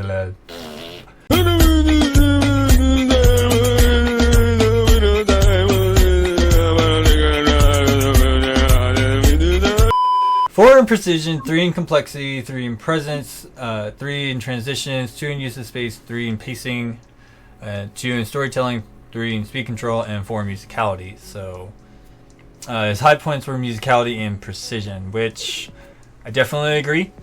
There were a couple transitions that I noticed that were a little rough, and I think it's just by player's choice, I guess is the phrase I'll use here.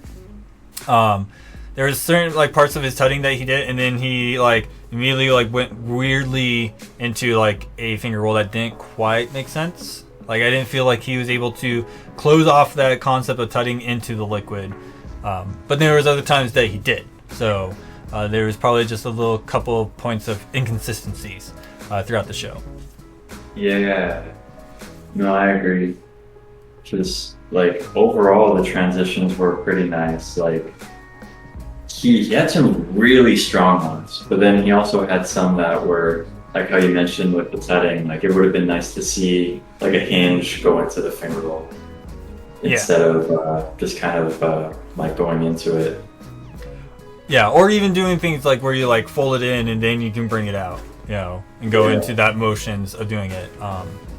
But again, that's one of the things about transitions that it's just so ubiquitous and so ambiguous within the art style. So, you know, it's really hard to try to explain. It's not like a cookie cutter formula where you can be like, yeah, you do this thing, you know how to transition. I mean, kind of. You could break it down like that, but like, you know, having all of those frameworks behind it and all the controls to actually perform them is the challenge in itself. Yeah, I think that's where a lot of people would start experiencing what is known as the gap. You know, you're mentally able to understand something that you're physically unable to do, per se. Like to me, like I understand clusters super well. Can I perform all of them? Hell no. Yeah. I'm lucky enough that I'm getting away with this. Yeah. But yeah, what else do you think, man? In terms of the score, is there any other points you might take away? I mean, well, because the thing is, I can't say anything bad about the show. This is a solid, like this is a really good meta, you know, IGL scorecard show. Like you're gonna get good scores on this, but because he moves on, yeah. Yes, yeah. He's the winner of the two. Man, you're against Tomo. I want to see something really interesting. Yeah, so know that it happens because like round 1 was so hype. Yeah, I definitely agree. One thing I'll also point out is this person had a really good, strong understanding of the song choice that they had in this video, and to me, their movements and their pacing and all that stuff, like a lot of that stuff, really, truly, it's what I would call. He knew how to apply the scorecard to the song. Yes. Right? and really showcase why, by that genre choice, by that particular song choice, this is how somebody could apply scorecard to. And to me, it just really highlighted major points of the song, and that's why I really do appreciate that Duck gave him a 4 on musicality, because he really did highlight really strong points of the song. The movements that he had on each part of those of the song really made sense, and it just was well fitted for it. So I don't really think there's much more I can say on that. Yeah, it was a show that was really methodical. Yeah.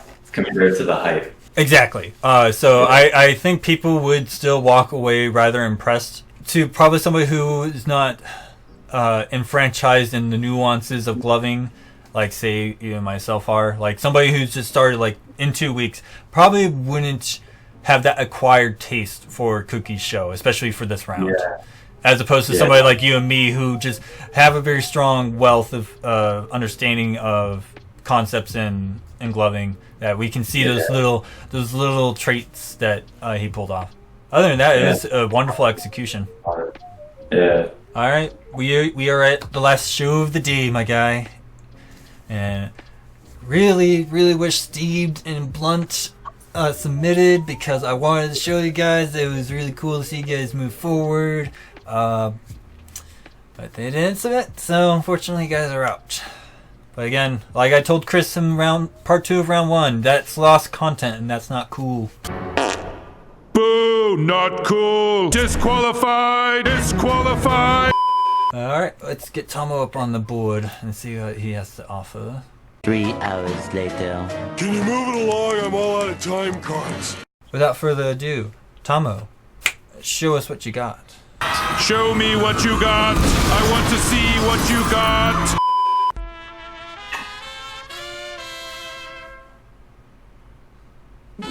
He is part of them. Oh, okay. Good to know.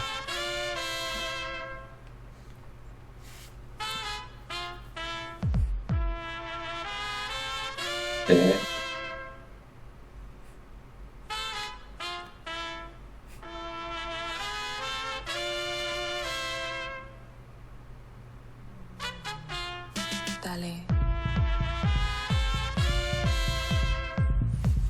Okay.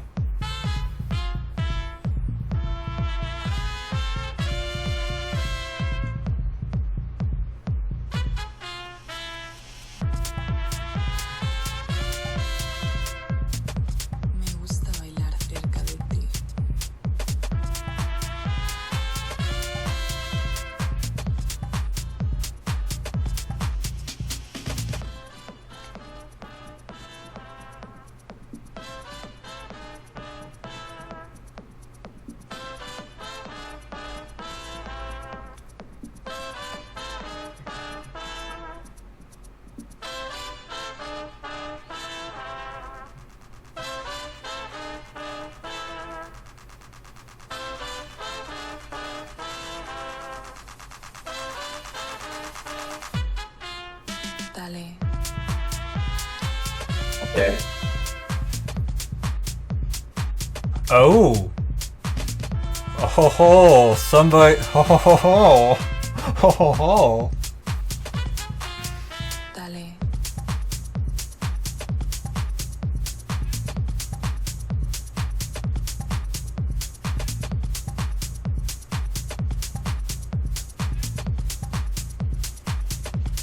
Yeah, so that's fun. That's nice.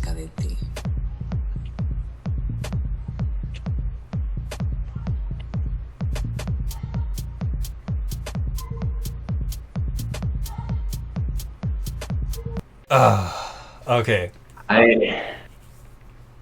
No. Oh boy. Alright. Wow. Okay, Tomo, first of all, I know there is no way in hell you heard us talk about your show in round 1, because it was already submitted and done before even part 2 of round 1 came out, and you were the last one. The last video on that of round 1, you were the last video on this round, so I'm always glad that Tomo's the last one, because he's always closing out the rounds in a great fashion.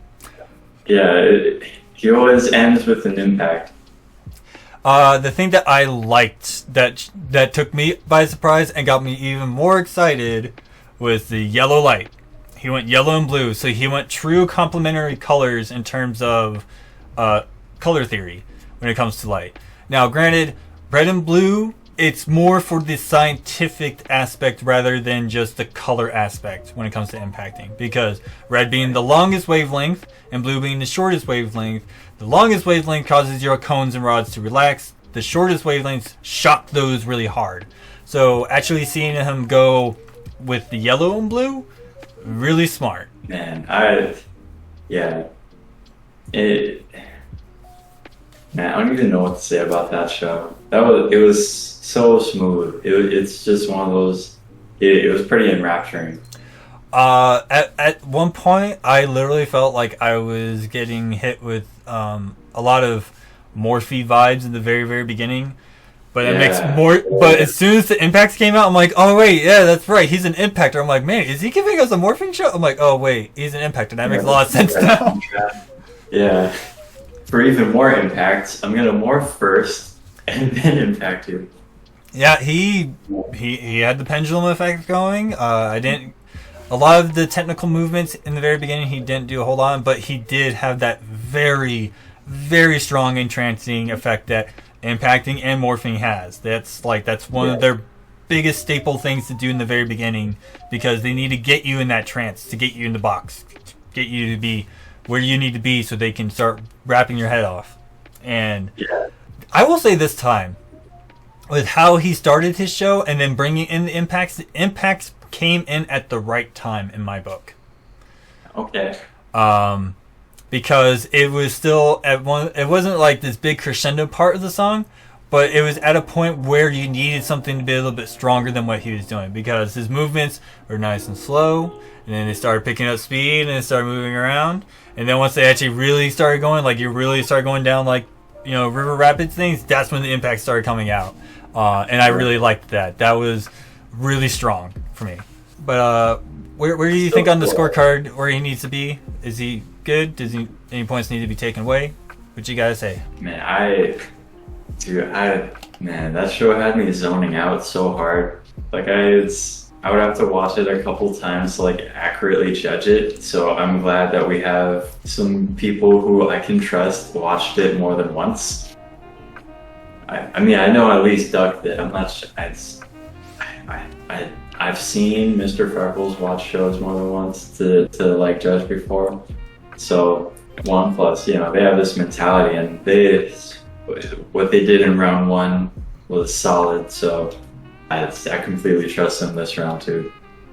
Yeah. Use of space being 2 makes a lot of sense, because he really didn't use a lot of space. Even though he did use a lot of box theory, it wasn't. You can always use the peripherals as well, yeah, within box theory. Yes. Like one of the goals of impact, or not goals, but one of the things about impacting is you want to kind of angle your light at their eye, right? The sweet spot's right here. To my viewers, if you're not seeing this, this is the sweet spot they keep talking about. Is because their eye, again, the main goal for impacting and for morphing to that extent is to distort and disrupt your viewer. And one of the things that impacting and morphing can do it to an extent is cause the eyes to cross. So if you can get into the sweet spot, you're making them look at it by crossing their eyes. But their retinas are not being immediately blasted by the light, because it's literally the focus of the light is right here in the sweet spot. But you still get that glowing effect that strobing is very well known to do. You know, that's why if Dr. Freeze was here, he would even tell us right now is like precision and precise placement of everything you're doing in your impact show is the most paramount thing in your entire show. Everything else falls to the wayside if your precision is not there, especially when it comes to the aspects of what the impacting is able to do. I just highly appreciate it, because did not expect him to come out with a gold or a yellow light, and it still was very strong in contrast to each other, because when you had both of them and he brought them in, you were still able to see them very clearly. They didn't blend, they didn't bleed into each other, as opposed to like something like green and blue would do. Power, Like I wouldn't even I've seen people do green and yellow, but I personally wouldn't, because they're just a little too close on the spectrum in terms of visible light. Yeah. But yeah, that was thoroughly enjoyable to see. Is that he went with yellow. Is there any other things you want to say on the scorecard for him? No, just that I'm glad that he's moving on, so I can see another round. Yeah, so he's gonna be going up against Cookie. This should be interesting. Yeah. Okay. All of these matchups are pretty interesting. There's some contrast here. We got Napsky and 30K. We got T-Depth and Garth Vader. Jetty and Pleasure. Koki and Tamo. Yeah. Man, these are all pretty hype. I don't. I'm actually kind of like nervous, but excited nervous for round 3 because I mean we're getting into some heated matchups right here. Like definitely gonna find it very interesting to see how Napsky's gonna approach it going up against 30K and Garth Vader. Okay, so Garth Vader versus. Garth Vader versus T-Depth. Yeah, that's going to be also very interesting to see as well. But yeah, in all honesty as well, if we're looking at the general tallied scores at the end of it, we're starting to see people like lining up in terms of skill level. So we're actually going to have some very, well, not us, but the judges are going to have some really hard times doing their deliberation of points because you're getting people on similar skill levels starting to line up. Now, I will certainly say when it comes to 30K and Napsky, that's not necessarily like same skill level because 30K's been in for over 10 years and Napsky's just fresh on the scene. But as not to discount Napsky's ability to throw a show. Like he can throw a very solid show. Right, yeah, as we just saw. Exactly. Definitely. I hope he pulls it off again in the next round for his with his lighting and his light set because that's to me that's gonna be the highlight.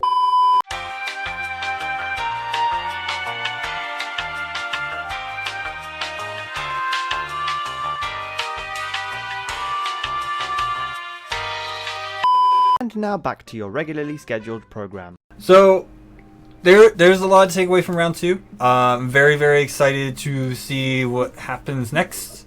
Yeah, is there anything you want to say in terms of takeaways for round 2? Because round 2 is super hype. Most of the time, biggest takeaway right here is I'm looking at the scorecard and Duck gave everybody 2s in storytelling. I want to see a higher score. Like I want someone to just knock it out of the park and get like a 4. I think that'd be dope. Yeah. So to the viewers, I don't know if round 3 is going to be submitted by the time this comes out because I'm not going to do a 2-parter on this one either. There was enough. It was short enough to actually have it be an all-in-one video. People are actually okay with the rounds being 2 hours long, like they were. I'm like, oh, okay, that's cool. There was a lot of great feedback that I got about from round 1 from a lot of viewers. They really liked how we have this live stream vibe to what we're doing, and I'm like, all right, I'll keep that going. That's fine. That's not an issue for me at all. Yeah, I will certainly say, from what I've been told from at least Duck, a lot of people reached out and asked for a lot of feedback. So it's really, really good to see that you guys are giving the feedback that they need. People are actually taking that to heart. Unfortunately, we don't have those judges on here to voice those forms of feedback for them so they know, but that's totally fine. I don't really think that's necessary. Gaming Draft, is there anything else before we actually close off? Other than the fact that I'm just super hyped to watch round 3. Like, man, it's gonna come up next week, all the videos, and scores are gonna come up a week after. So please, everyone, turn in a video. I want to watch it. Yes, for the love of God, please submit your videos. We want to see this. We don't We don't care if it's good or bad. We just want to see you throw your shows, man. Come on. You don't have to overlay your audio. It can be taken on a phone. It doesn't matter. We just want to see it.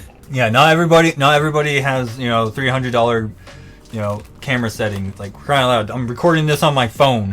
What? I knew it. Stop letting him make you realize stuff. Yeah, is there, just for everybody else, you'll know that you'll find Genghis Ras's video down in, not his video, his social media, is all his team, his Instagram, his Facebook, all that stuff. You'll find it linked in the description below. Do not hesitate to go check his stuff out. He does a lot of great content. The other thing I will say is we want to hear back from the audience. We want to hear what you guys think. Did you think that people probably had better scores or worse scores? Do you think somebody else should have moved forward than another person? Like, we want to hear from you guys, so please let us know. But other than that, I think that's pretty much it. Yeah. All right, well, see you guys in the next round. Shoots.